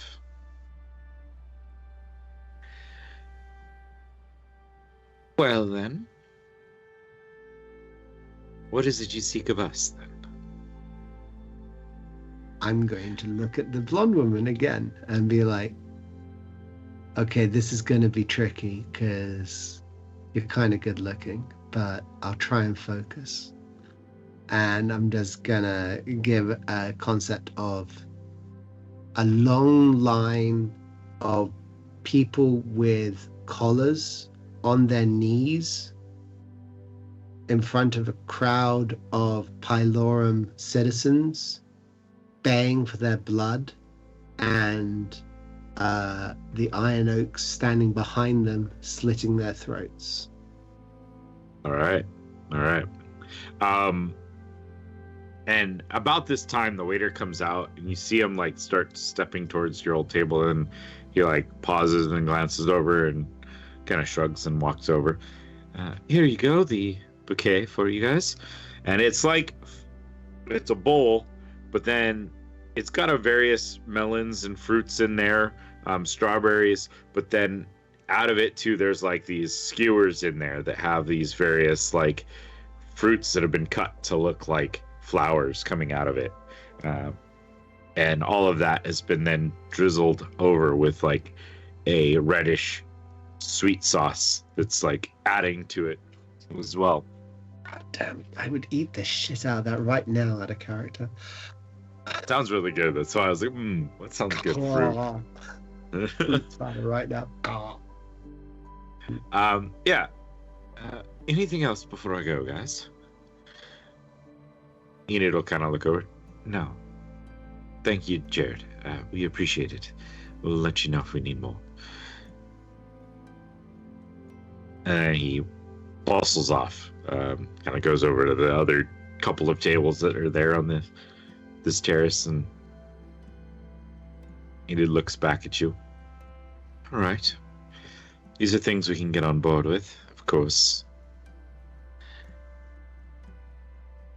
We should continue this. If we needed you, since you know how to get a hold of us, where should we find you? Well, that's interesting. We've only been in the city for one night. We are looking to make moves very, very quickly. So, to that end, you're the first people that we came to see. Don't take this the wrong way. Pylorum is large, and in my experiences, territories for gangs, let me rephrase, special interest groups tend to be more localized. To that end, I'm fairly sure you have some allies within the city who you probably need to get in contact with as well. We have a few scattered around. We are a big fire. And the problem with a big fire is it's easily put out if everyone is trying to throw water on it. But if there's a big fire, but also a lot of small fires all throughout the city, it becomes much harder to focus. Do you understand? I think we can gather that, yes. You seem to be very capable, and if you are as capable as what you're showing off, my friend here, is, then you may be able to pull something off, especially if we can distract and strike. Distract and strike and hide. No one needs to die. No one needs to stand. It's merely a distraction that we require. Less of a war of a rhino and more of a war of the fleet. All right. Well, you know where to find us. But again, is there any locations that I could track you down if I needed you? Or needed to pass on information? Well, perhaps you can accommodate us. We'd be happy to, if necessary, to pay coin. But really, a safe house behooves both parties in this instance. And we could go to a public house and we can just act like other people. But quite frankly, to have a safe house where we can actually go in and out, and the only people who know about it are the people at this table, well, that's just smart. Something close to the palace. Within maybe as close to the palace as possible. All right. I might be able to accommodate something. I'll need to talk with some people first. And your next steps for today? That anything I need to be aware of?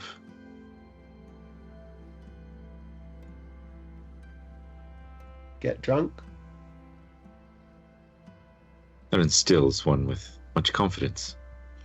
Lucius would, like, under the table, point his finger at you. I have to leave in a little while for that meeting. I don't know who's gonna go with. Sorry, mate, you broke up there. I didn't actually hear what you said. Sorry, mate. Lucius would message you that he's gonna have to leave in a little while and who's coming with to the meeting. Oh, we have another meeting I think we need to attend to. But perhaps we arrange to speak after that. All right. Shall we perhaps meet down in the foyer here for sunset? Maybe an hour before. This is my usual table. We can reserve this for this evening if that works. Unless you have a problem with being up here in the open air. I have no problem with that. Do you have a problem with us adjusting this area to make it easier for us to enter and exit without having to come through the front door? I mean, I don't own the place. They just tend to look the other way when I have my discussions. If you enter a different way, I don't think they'll complain. Good to know we have options. I look over at Piles like, it's good to have options. All right, then. Anything I can help you with, since you are new to the city, as you say? I'm not really a thinker for these particular things. My colleagues here are the more militaristic people. I tend to just drink and sing and fuck. And in other times, that would sound like the perfect life. I send a little message into her head at that point and go, you have no idea, girl. I think you're horny now. Lucius would mention, is there anybody we should stay away from other than the guards? Well, it seemed from the general things you're gathering and your friends has told me, you know to stay away from the colored ones. Be careful with the riffraff of the streets, as some of them are reputable, some of them are not, but most would sell you for a dime or two. When they mention the collared ones, I would like, have you ran into many of them? Mm-hmm. Well, there's probably about 30 of them here in the city.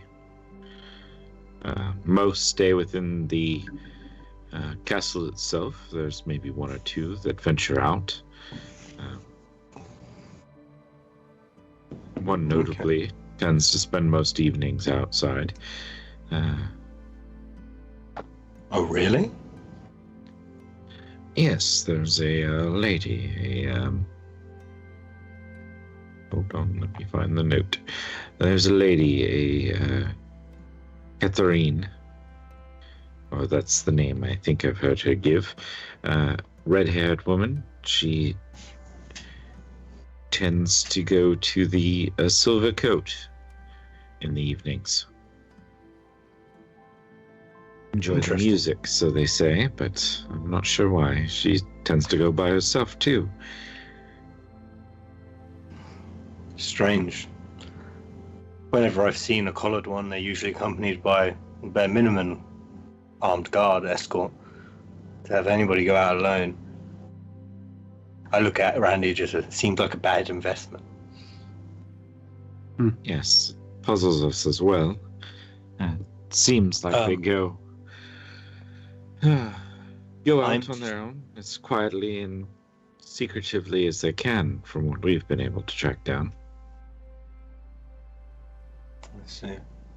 I'm not sure if you're aware, but a good knock spell is all you really need to relieve one of those necklaces.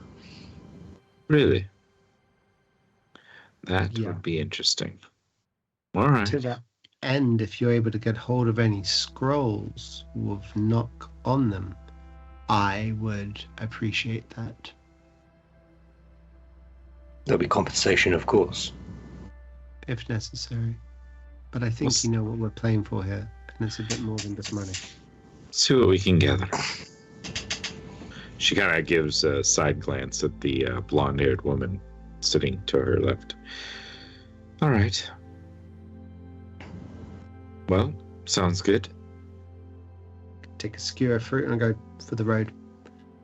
And I'm gonna send one. Just look at the blonde woman one last time, and I'm just gonna give her full-on Baskin Robbins of different options available to her later on. Like, you feel like that bond almost break, like almost immediately. You just. Well, she kind of blinks and twists her head a little bit. All right, lover boy. I think you had a meeting, right? Enid says. The blonde has not said anything the whole time, but.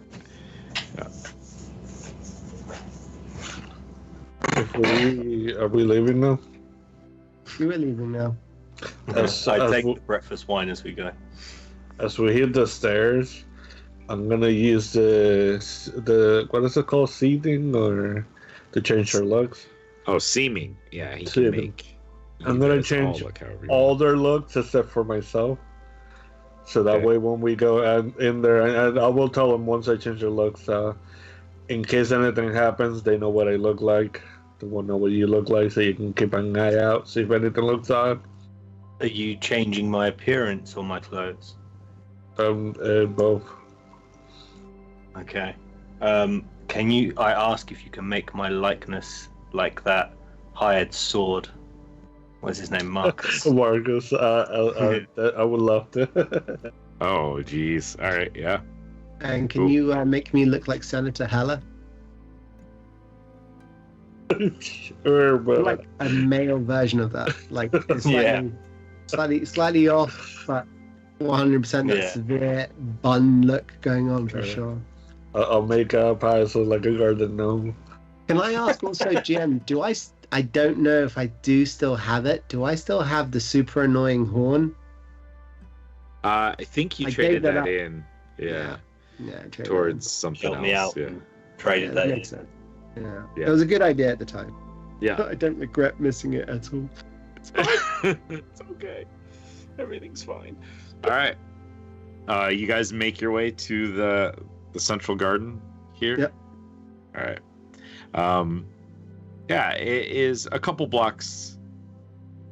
Well, I mean, multiple blocks essentially, but one big section of the city over.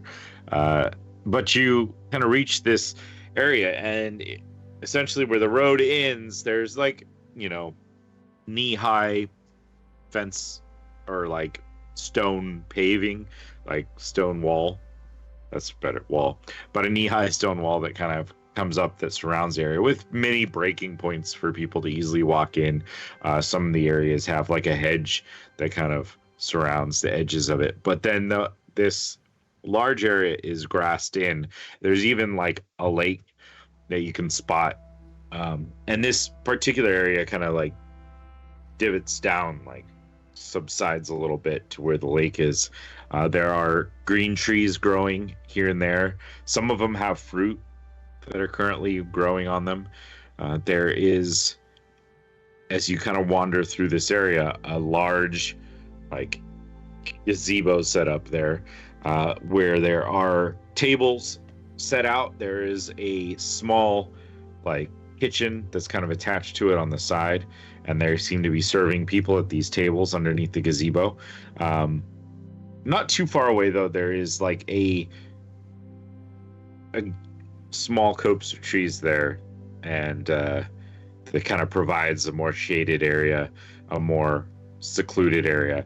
And in amongst those, there would be the people that you had, or at least Lucius had gathered, gone over and bribed earlier in the day to have this sort of meeting. In particular, the blonde-haired half-elf was sitting there, leaning up against a tree, and there is a large Goliath that's kind of standing near him, wearing like fairly heavy looking armor, strapped with like a great axe to his back, and he's standing there like arms are crossed, talking to this male. And as you guys approach, are you guys coming just out in the open walking, or are you doing some sort of sneak thing? What's anything you guys are doing? I'd like to think I'd let Lucius walk on slightly ahead. And I'll be I definitely will be staying behind by about 30 feet, but I will be playing my instrument softly, strumming away. I'll be within 10 feet, but not with him, if that makes sense. Wherever is in the vicinity that I can, similarly like to the balcony, lean up against and still hear. Yeah. If Lucius one, when he starts approaching them, in his mind he's gonna tell this guy, be ready in case shit goes down.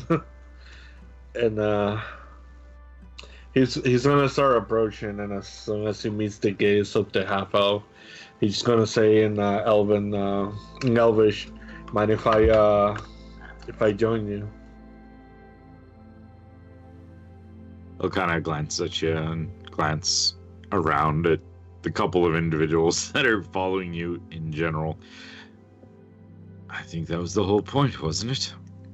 I'll say in Elvish back to you. Yeah. Gesture, and the Goliath will look him over and kind of like, hey, common. Oh, easy, big guy. It's fine. They're fine.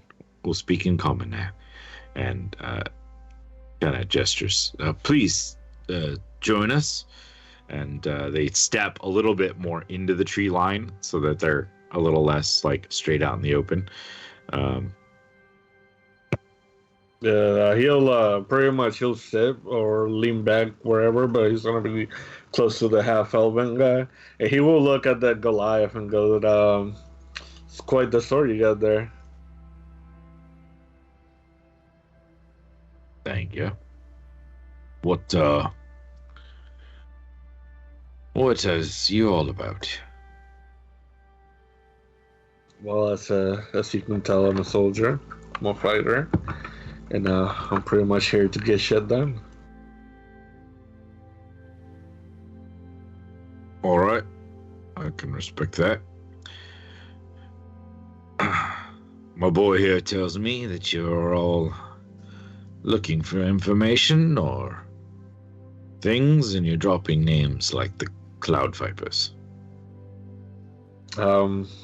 I will speak for myself. I'm not gonna speak for my associates, but we had dealings with the Cloud Vipers, and we believe that the people in the castle need to go down, and then whoever takes over is up to you guys. We just need information and a distraction, and we'll deal with the rest. Unless you want to take somebody's head off. I mean, that's why you got the sword. So you guys want us to, what, attack some random gods in the middle of the city, or? That wouldn't be bad, but if you can kind of strategize like a few spots to hit them where if the big alarm goes off, they'll be delayed or they can't come back at all, that would be nice. Also, any information on ways for us to get to the castle with the least amount of,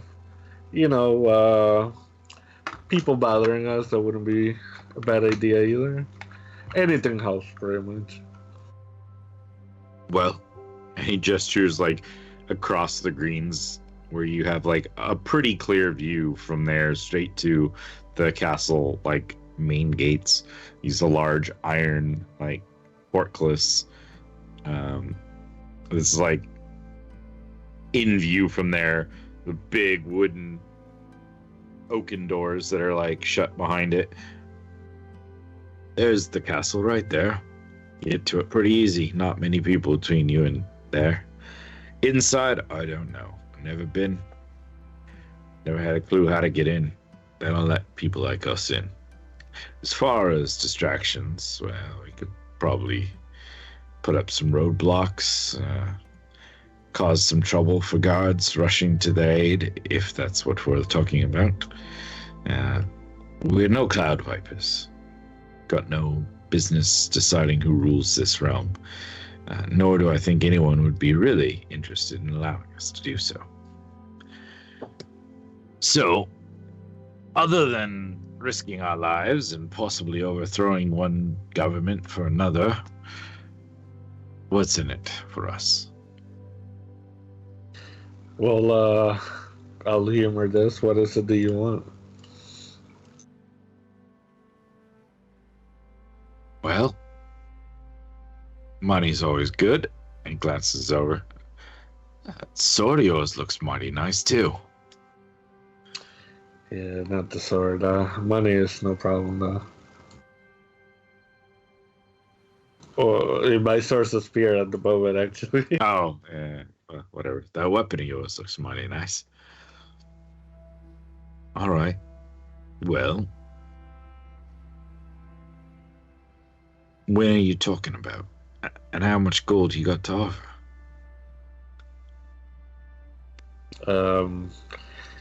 I guess that really depends. How much are you guys willing to do?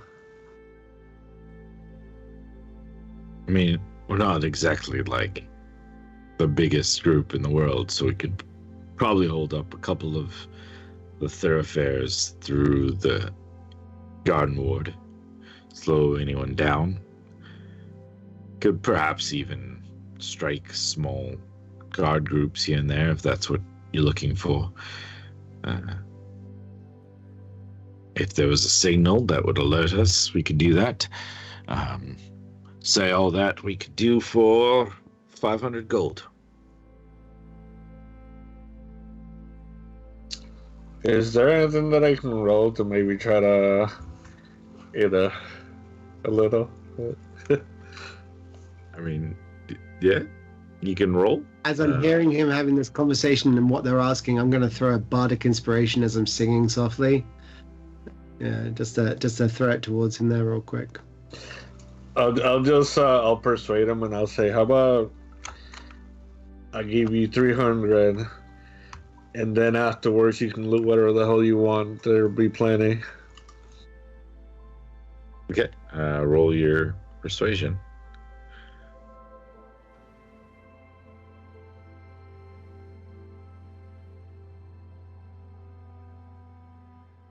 What's the bardic?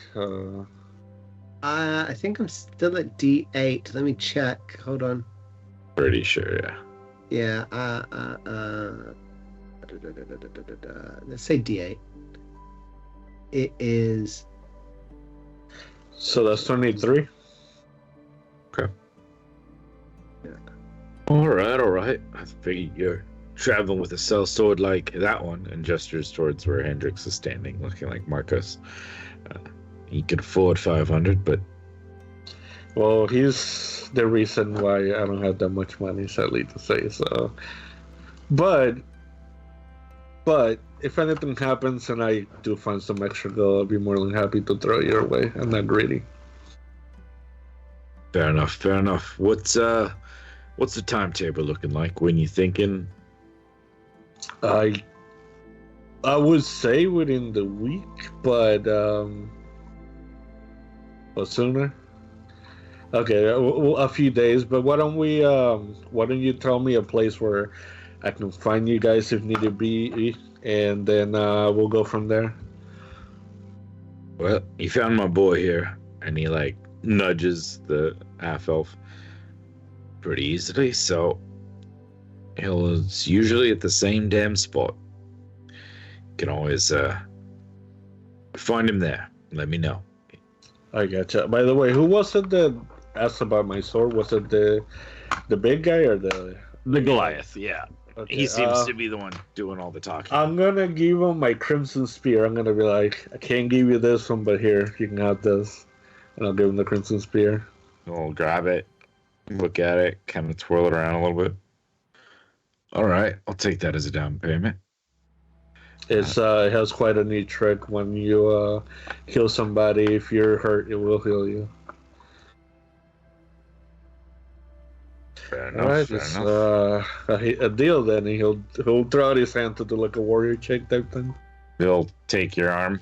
When you tell me the time and place, I expect payment. You got it. I'll as we start leaving, like he'll start walking away. I'll message Hendrix, because I don't know if he still has the ring or not, but I think in his mind he thinks he does. When you have a chance, if you talk to Dusha, see if there's any chance that I can get some money ahead of time, just let her know that it's to pay a group that's gonna help us, and then I'll pay her back, as soon as possible. I'll pay. What is it called when you get money ahead?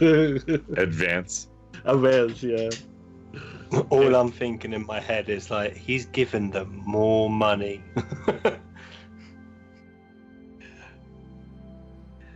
I'm like, I can't. Randy's got the ring. Ask him later. Okay. I'll just message Randy and yeah, when you talk to Dosha. Yeah, who is this? What's going on?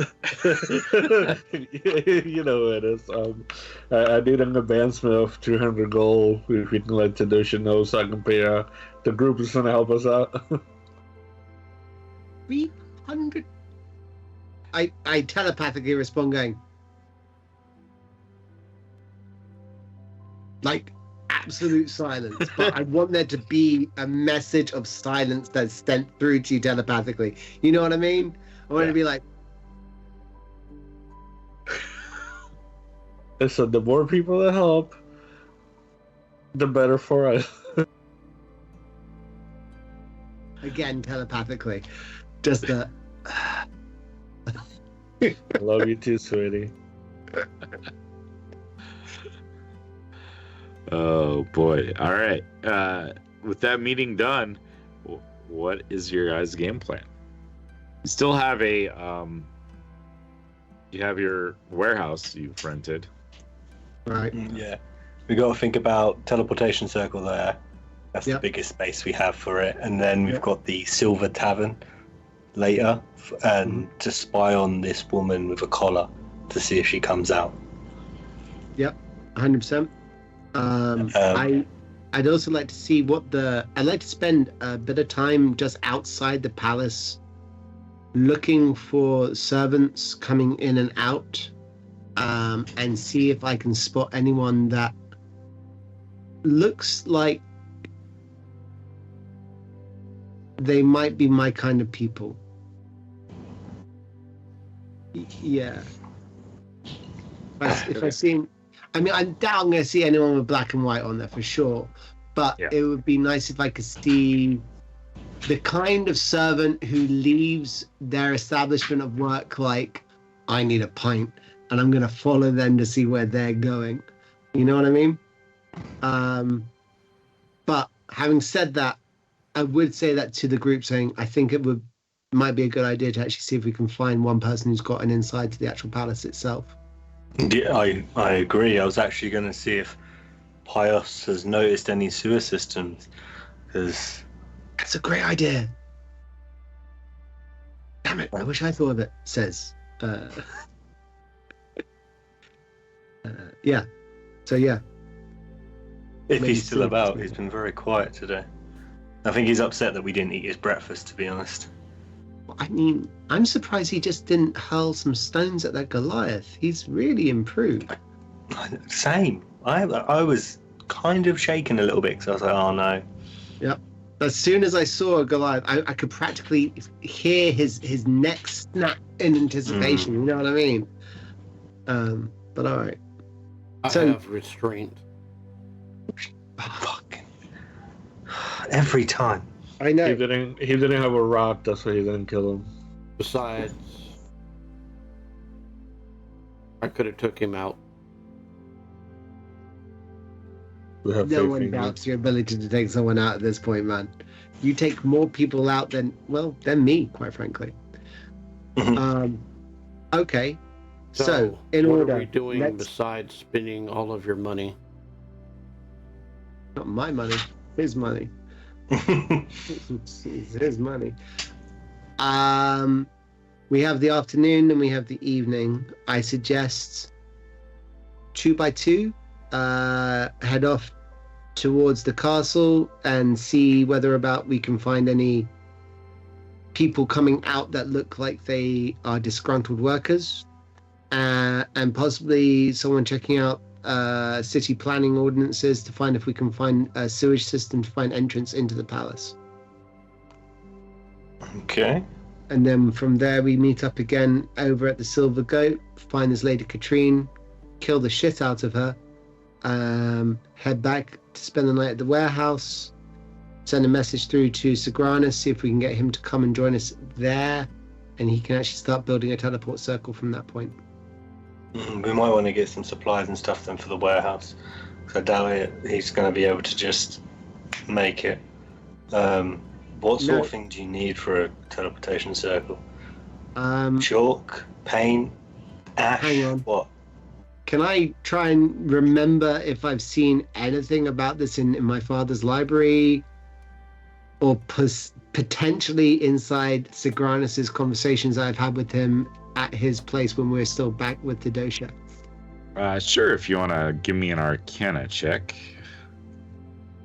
I do want to give you a check.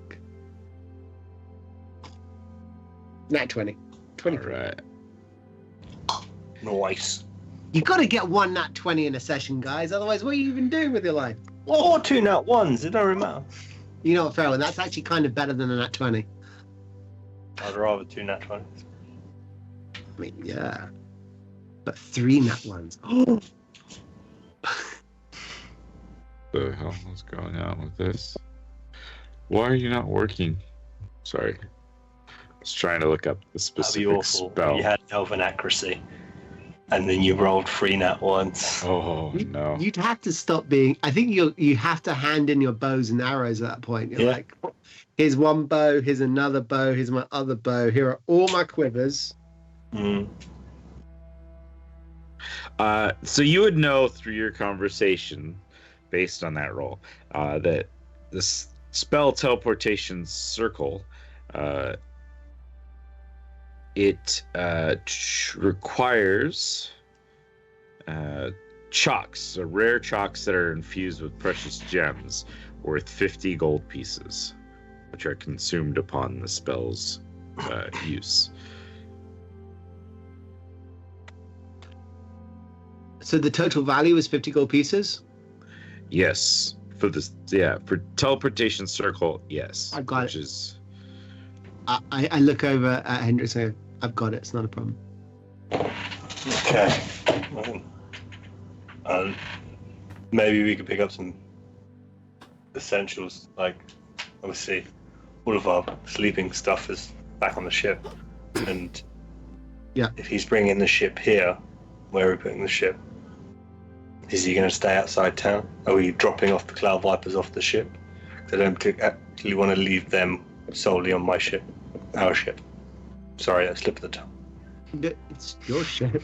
It's definitely not my ship. It's definitely not their ship. It's definitely your ship. You are the captain, and you love hearing us say it to you to reaffirm you. I get it. That's fine. To be honest, it's the first time I've actually heard you say it to me, and yeah, I admit it felt nice. I will need supplies. We are continuing Okay. to do city stuff. I am not well equipped to breaking into entering places and killing people. Okay. I will need that stuff in between before I kill them. Right. Okay. So, you go equipment shopping. And Hendrix, you sort out warehouse stuffs. Maybe if you happen to find some chalks with gems in, that would be ideal.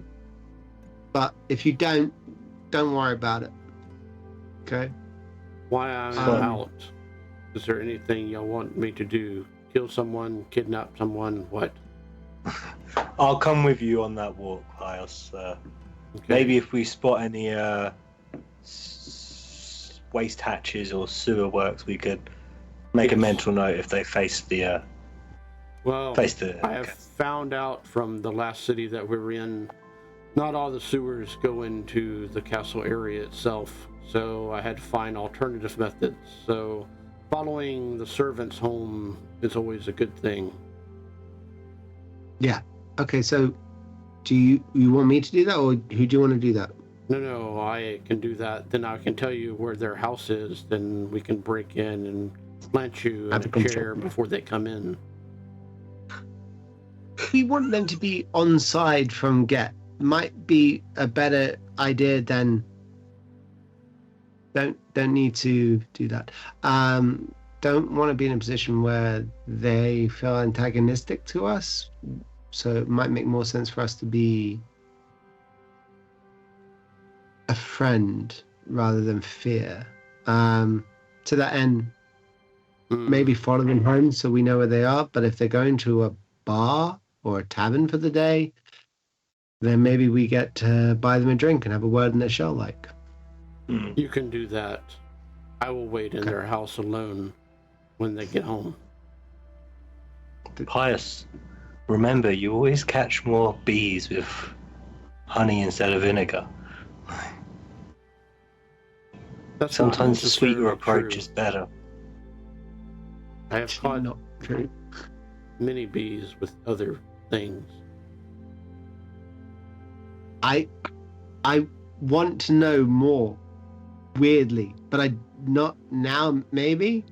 Okay, so we got equipment that you need, and do you want to investigate best ways to get into the palace yourself using your skill set? If Hendrik is willing to help, then we can do it together. I can assist, of course. I've got Daisy. I do And I not can want message. Lucius to help. He will just try to spend money and look like a fool. I think I need Lucius for something I'll else remember anyway. now. Cool. You should. I think these are the Remember- twos then. Prison. Not good. Yeah, no, agreed. I'll keep him out of jail. But Lucius, you could be quite useful right now to actually find out if these guys are interested in setting up little areas of danger. Perhaps you might want to use that great big military mind of yours and do a slow walk around the city and see how many guardhouses are around. Find spots which we could say on the corner of such and such. You know what I mean? Oh yes, that's not a bad idea. That way we can actually come back to these people. Timeline, guys, timeline. The longer we leave this, the longer we let them get a chance to regain the upper hand. I say we get this completed by midnight tomorrow night. When I go walking with Randall, I'm gonna take out like a notebook, kind of do like plays, like look at areas and bridges and whatever, and try to see like narrow spaces and spots where traps can be set up or anything. Is there anything that my military background will help me with, or do you need me to roll shit? I'd say you could roll. I don't know what role would you think would be something you would use to be able to spot these various things. I mean, perception's okay, but I'd be open for other things if you had that in mind. And also, I guess, how much of the city are you guys traversing during this time? We've got like 4 hours until it's like sunset, right? 4 hours until it's now before I'd sunset. say a lot longer than that. Like that was lunch we just had.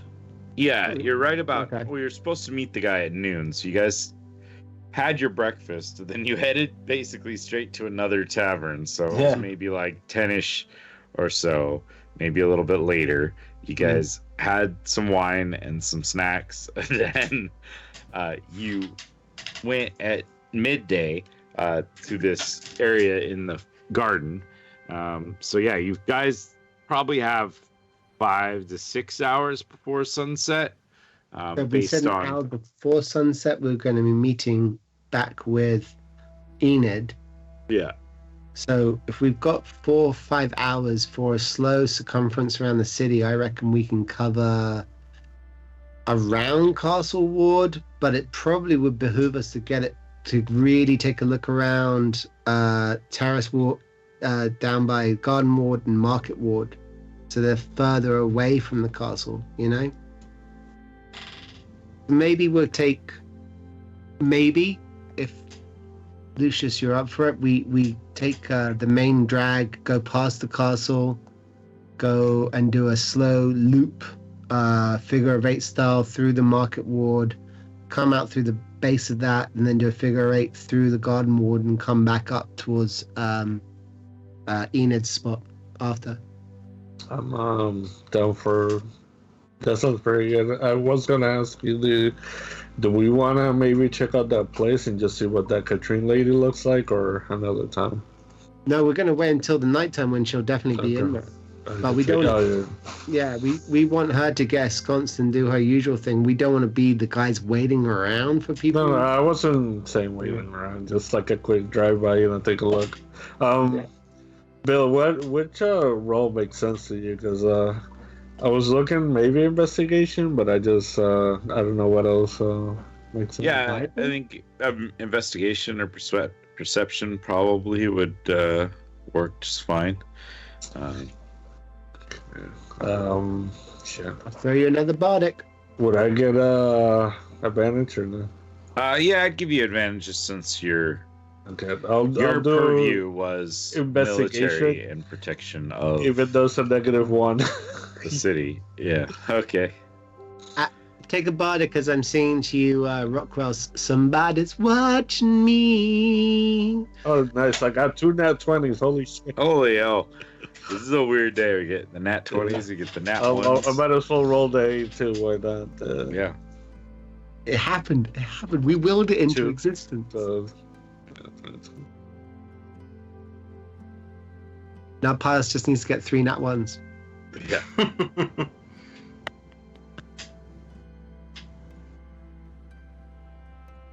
Somebody's watching me.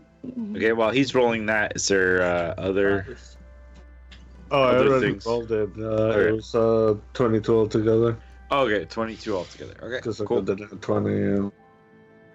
Yeah, I mean, you would definitely see there's not really like bridges. There's, the 4 main roads that kind of go through the city with a few other decent sized roads that go through, and then there's like the alleyways that break up each individual block, if you would call it that. It's probably bigger than like a city block sort of thing, but like as depicted on the map here, each of those like squares that they're kind of built into have alleyways that go through from there.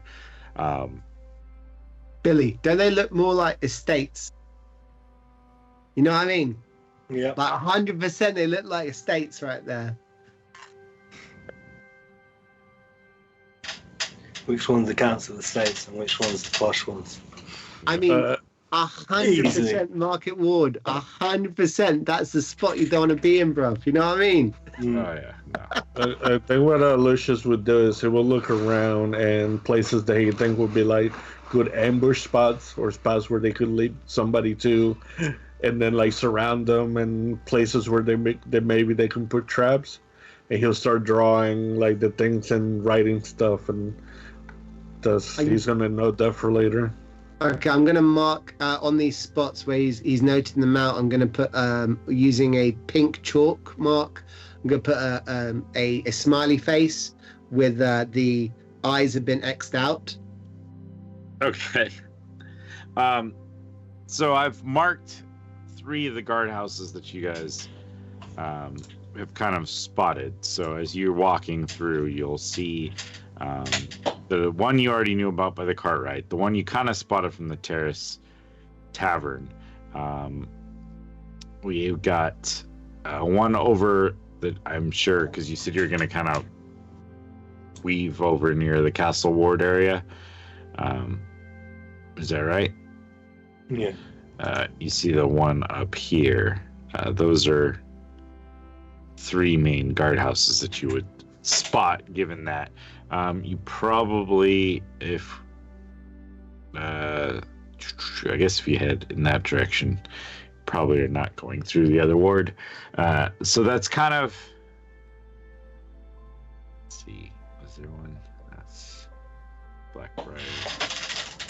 Yeah, that's kind of what you guys have as far as the known guardhouses, per se. There's not really great pathways other than perhaps, if something could block the main road somehow or congest the main road somehow, that would probably damper travel through the city pretty heavily, especially like the 2 guardhouses by the 2 main gates on the west and east. They seem, at least, they seem to be fairly heavily fortified, and so that like their direction coming in and out would have to then be decided. Are we seeing any kids about running around doing stuff, looking like they're up to no good? Give me a perception check. Dang Or it. insight check would probably be better. Give me an insight check. Oh, that's alarming. Okay, hold on. 7. No. Yeah, 7. Brutal. Okay, yeah, with that, not really easy to tell anything much about the kids that you see running around. Any beggars? Yeah, I mean, there'd be a few beggars here and there, Can I go up to one of them and have a quick word in their shell, like? Okay. Go. Hey, you want to make some quick coin? Yes. What, boy? See, it's like an old woman, kind of like huddled with like rags and like layers kind of piled on. She's got a cup out.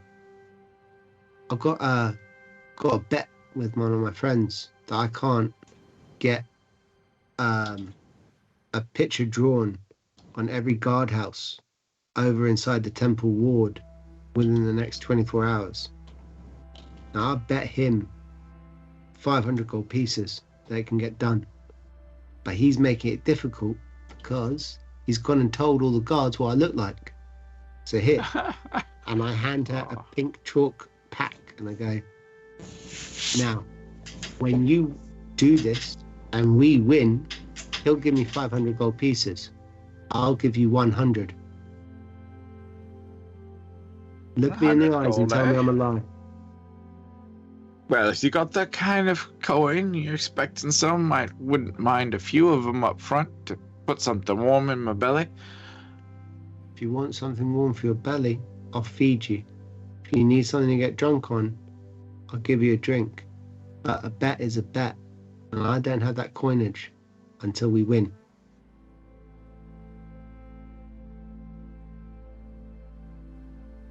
Give me a persuasion check or deception check, whichever direction you're.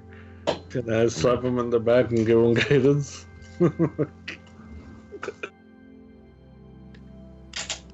Fuck it. You know, I'm gonna add in the guidance as well for giggles.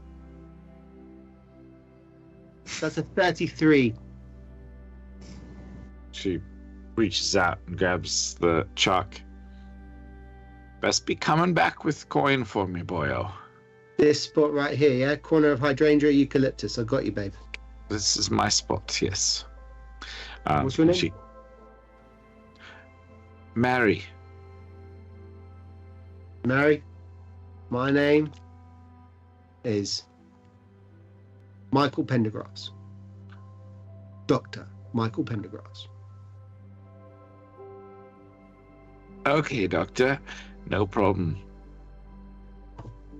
Kind of get up, gather up some of her things. She'll take your shot. Gonna start hobbling off towards the north. Cool. That's I should take care of that quarter. Worst comes to worst, got some mad old bird putting drawings all over guardhouses. All right. And with that, we've done our duty in the guardhouse. We can head back to the palace. Those guys are doing what they're doing. Okay. What is everyone else up to?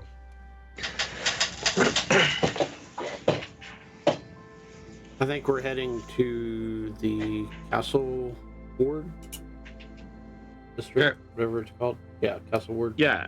Um, I mean, you guys kind of broke up from the central greens there. mhm. So yeah, you're heading into the castle ward, but Do you're I like, still look like Marcus? The seeming spell, is it Yeah. still on? it lasts 8 hours unless he decides he wants to drop it. So that Lucius, I would. are you still seeming? I mean, I would have not dropped it unless they told me to. Yeah. So And I would have then- asked to drop it on myself, yeah. okay, then I would have dropped it then.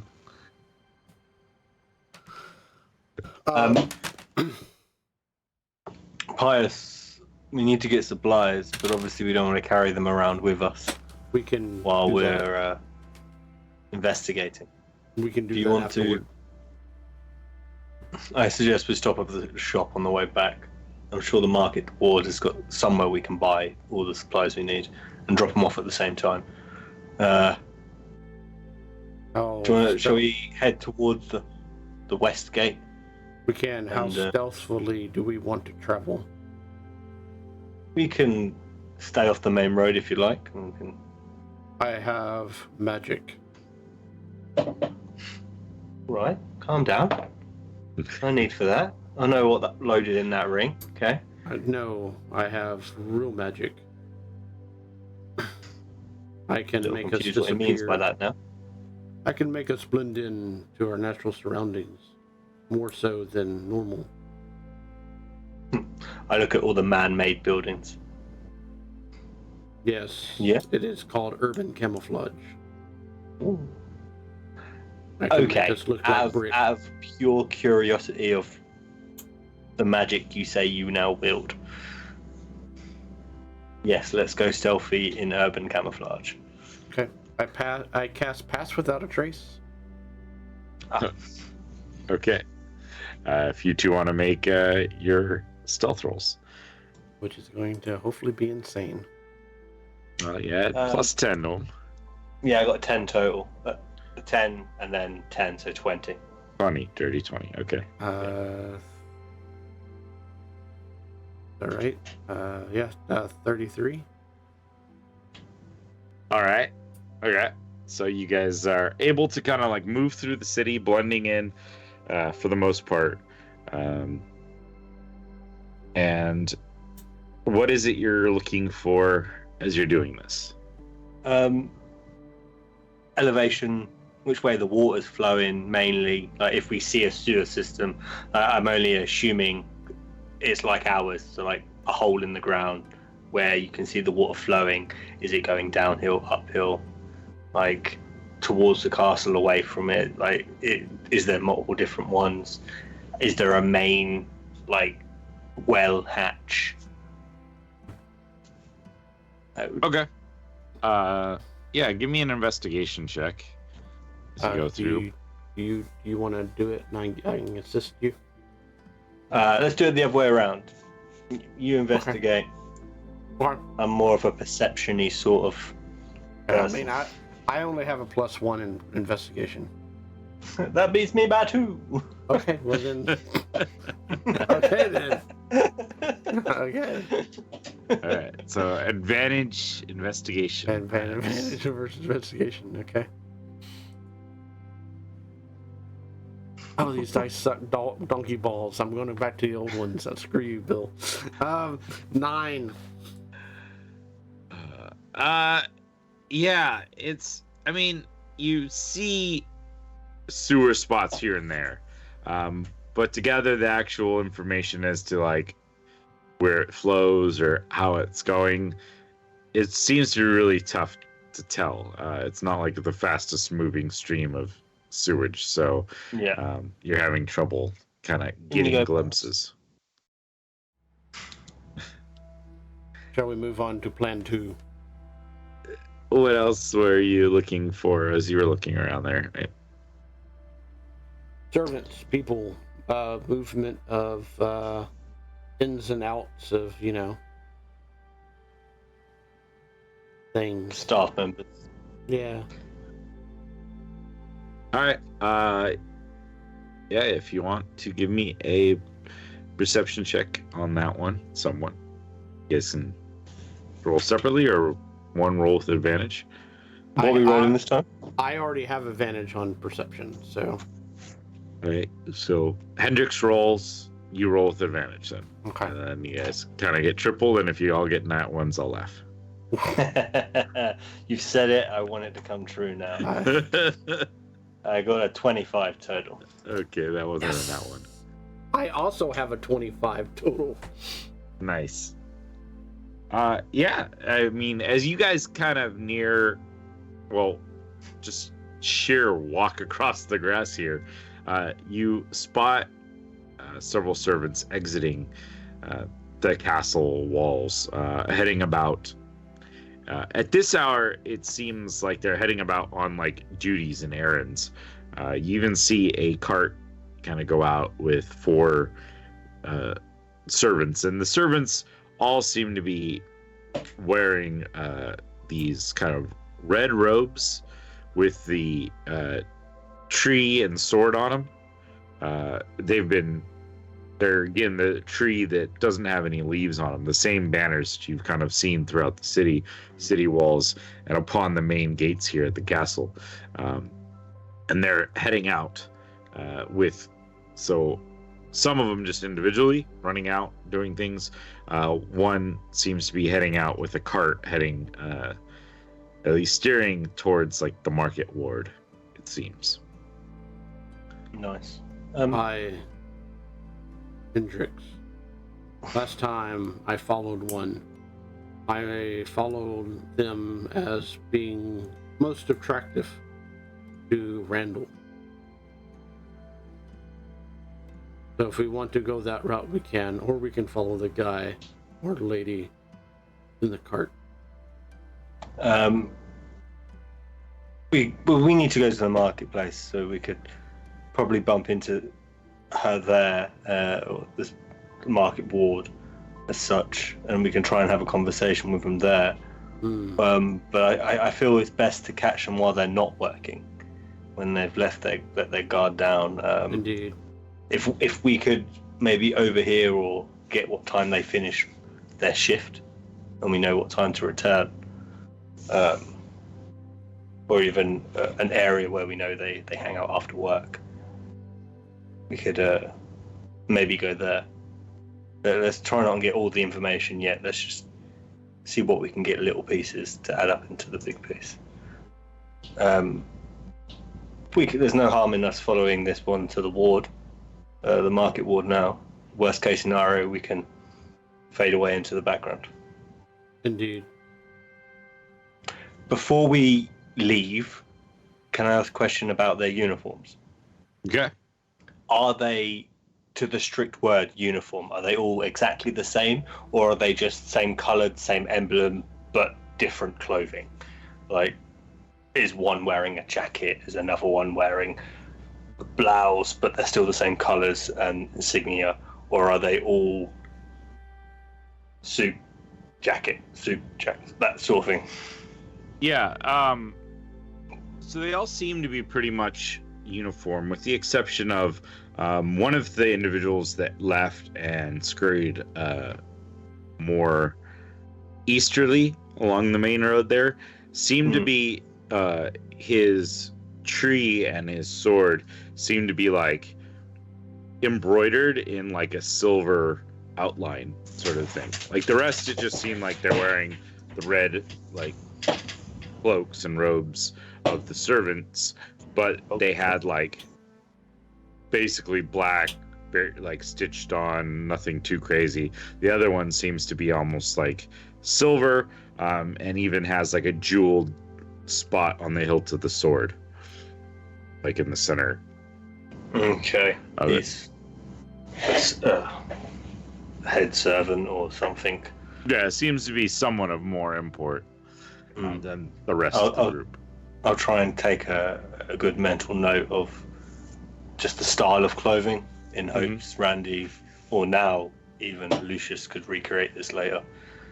And head off towards Pios, following the cart. Okay. Excellent. You guys follow the cart. You will see that it comes to like a warehouse spot within this group of buildings here in this middle. And they kind of turn down like a side alley, position the cart and bang on some doors, and a few individuals will walk out. Are you sticking around to see more, or are you just I clocking will there? leave Daisy to watch them. Okay. And hopefully listen in. Be weird if we just went over and started talking to them as they're doing their job.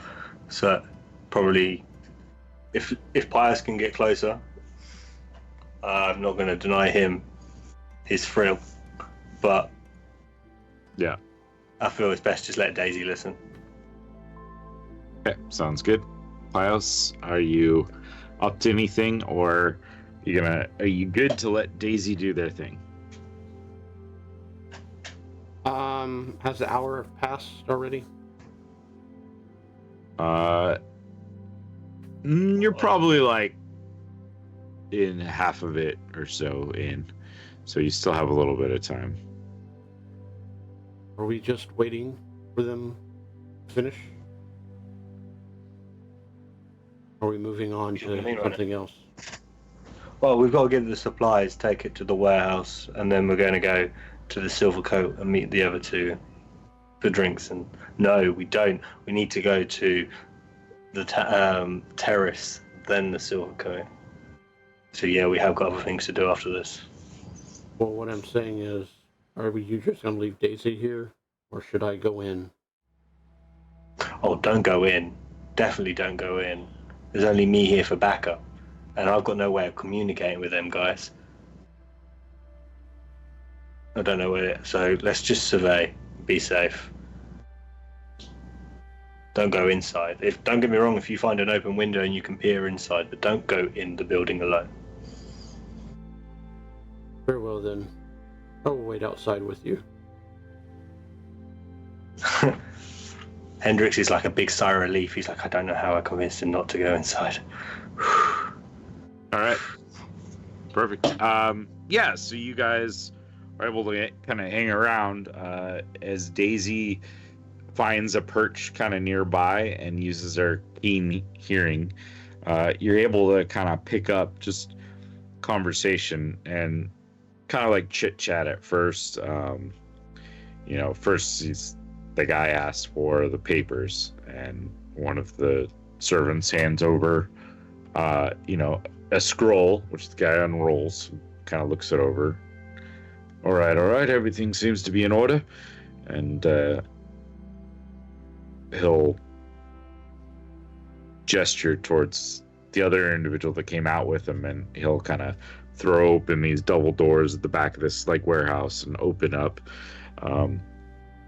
and they just kind of like chit chat a little bit, like, oh, how's your family? What's going on? Blah blah blah. And it seems like they're loading like crates of like produce and foodstuffs onto this cart, bringing, filling that up, and they're just kind of chatting a little bit about what's going on in the city and what they're up to, sort of thing.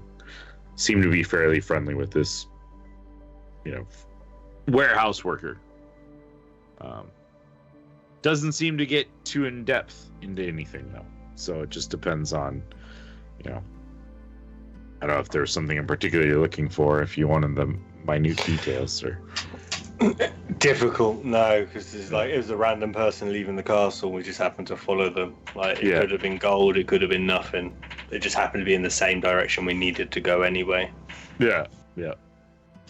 Like, if they were to bump off at their house on the way, golden, because we'd come back to the house later. But all we know, they've gone to a warehouse, resupplied. I take a mental note of the warehouse location, that in case for some reason we want to abuse that knowledge.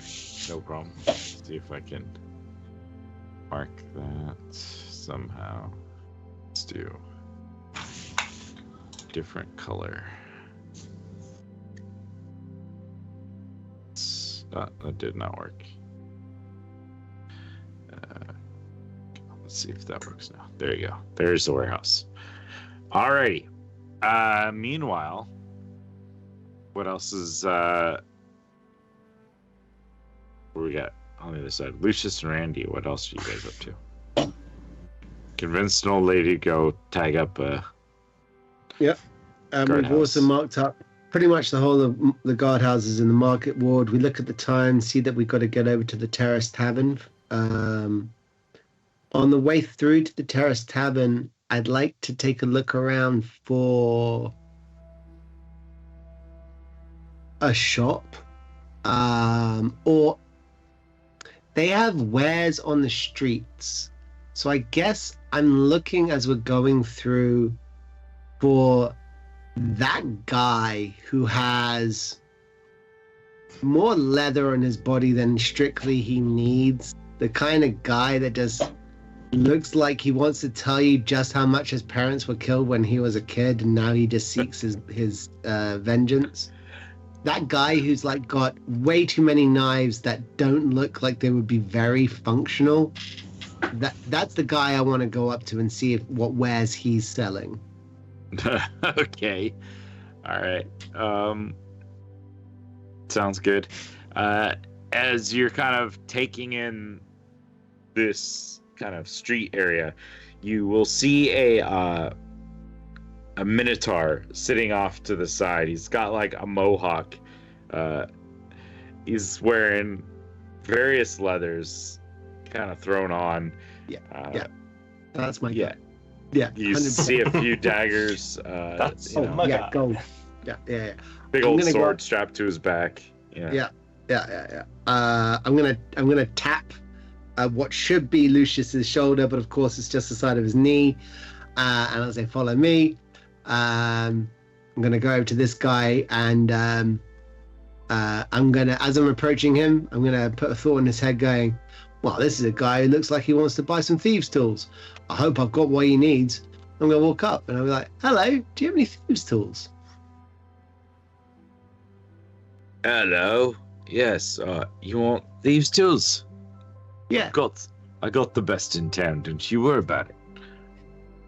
Thieves, and then I'm going to again have the telepathic thought, and this time I'm going to try and modulate so it's just his voice again. I'm going to go, I hope I don't send the shitty stuff. He looks like he's a nice geezer. Plus, also his mate behind him could probably lamp me. Probably should give him the best stuff I've got for free.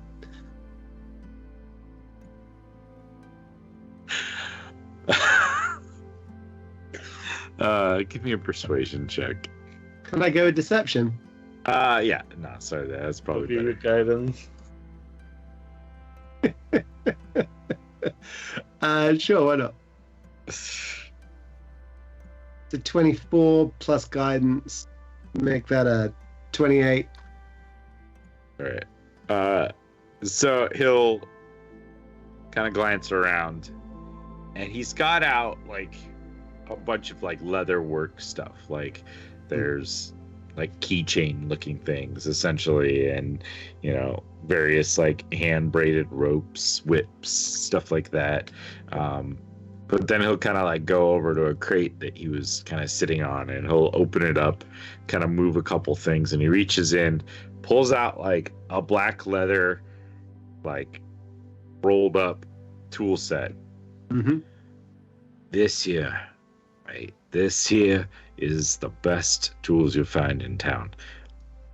All the good groups come to me for this. I'll give you a special deal. Normally they go for 25 gold. I'm willing to give this to you for 18. You look like a good chap. I think you could probably bring me more business. Can I take a look at the tools and see if they actually are high quality? Sure, yeah. Insight, I guess, supposedly. I don't know. Whatever's clever. 21. I'll work it. Fine. Yeah, they look really good. Nice. High quality, good, like the feel of them. Mhm. They feel like they're sturdy. They'll manage to do the job just well. In which case, I will pay the man the 18 gold pieces. I go, you're very kind. Appreciate that greatly. Can I ask you one other thing? And this might be a bit cheeky. You're a Minotaur, right? Last I checked, yeah. So people tend to think of Minotaurs generally as overly aggressive, tend to rush into a situation, but you seem like the kind of guy who can be a little bit sneaky. And I was wondering if maybe you got something that could work towards that sneakiness, because you're a big fella, but this guy behind me, he's pretty big too, and the fact is he's a bit of a loud bastard. You are, mate. Politely, you are. No, you are though. So do you have anything that could keep him a bit stum? You know what I mean?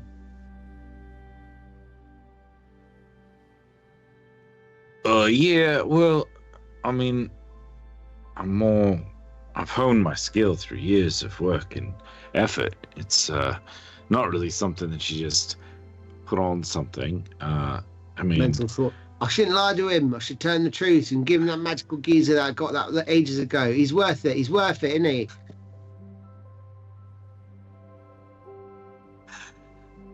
look, there's a vendor in the market ward. He sells magical gear. You probably want some like boots or No, fair enough. cloak or something, but them's out of my price range. No, mine too, to be fair. I tell you what, here you go. Here's 18 gold pieces. And you look like you'd like I reach into the old bag and I pull out an Umber Hulk claw and I hand it over to him. I go, enjoy that, mate.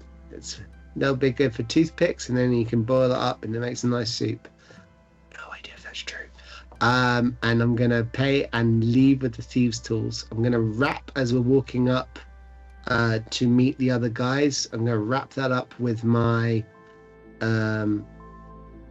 rope of climbing, Okay. and tie it up in a bow, and have that ready to give to Pass when I see him next. Cool.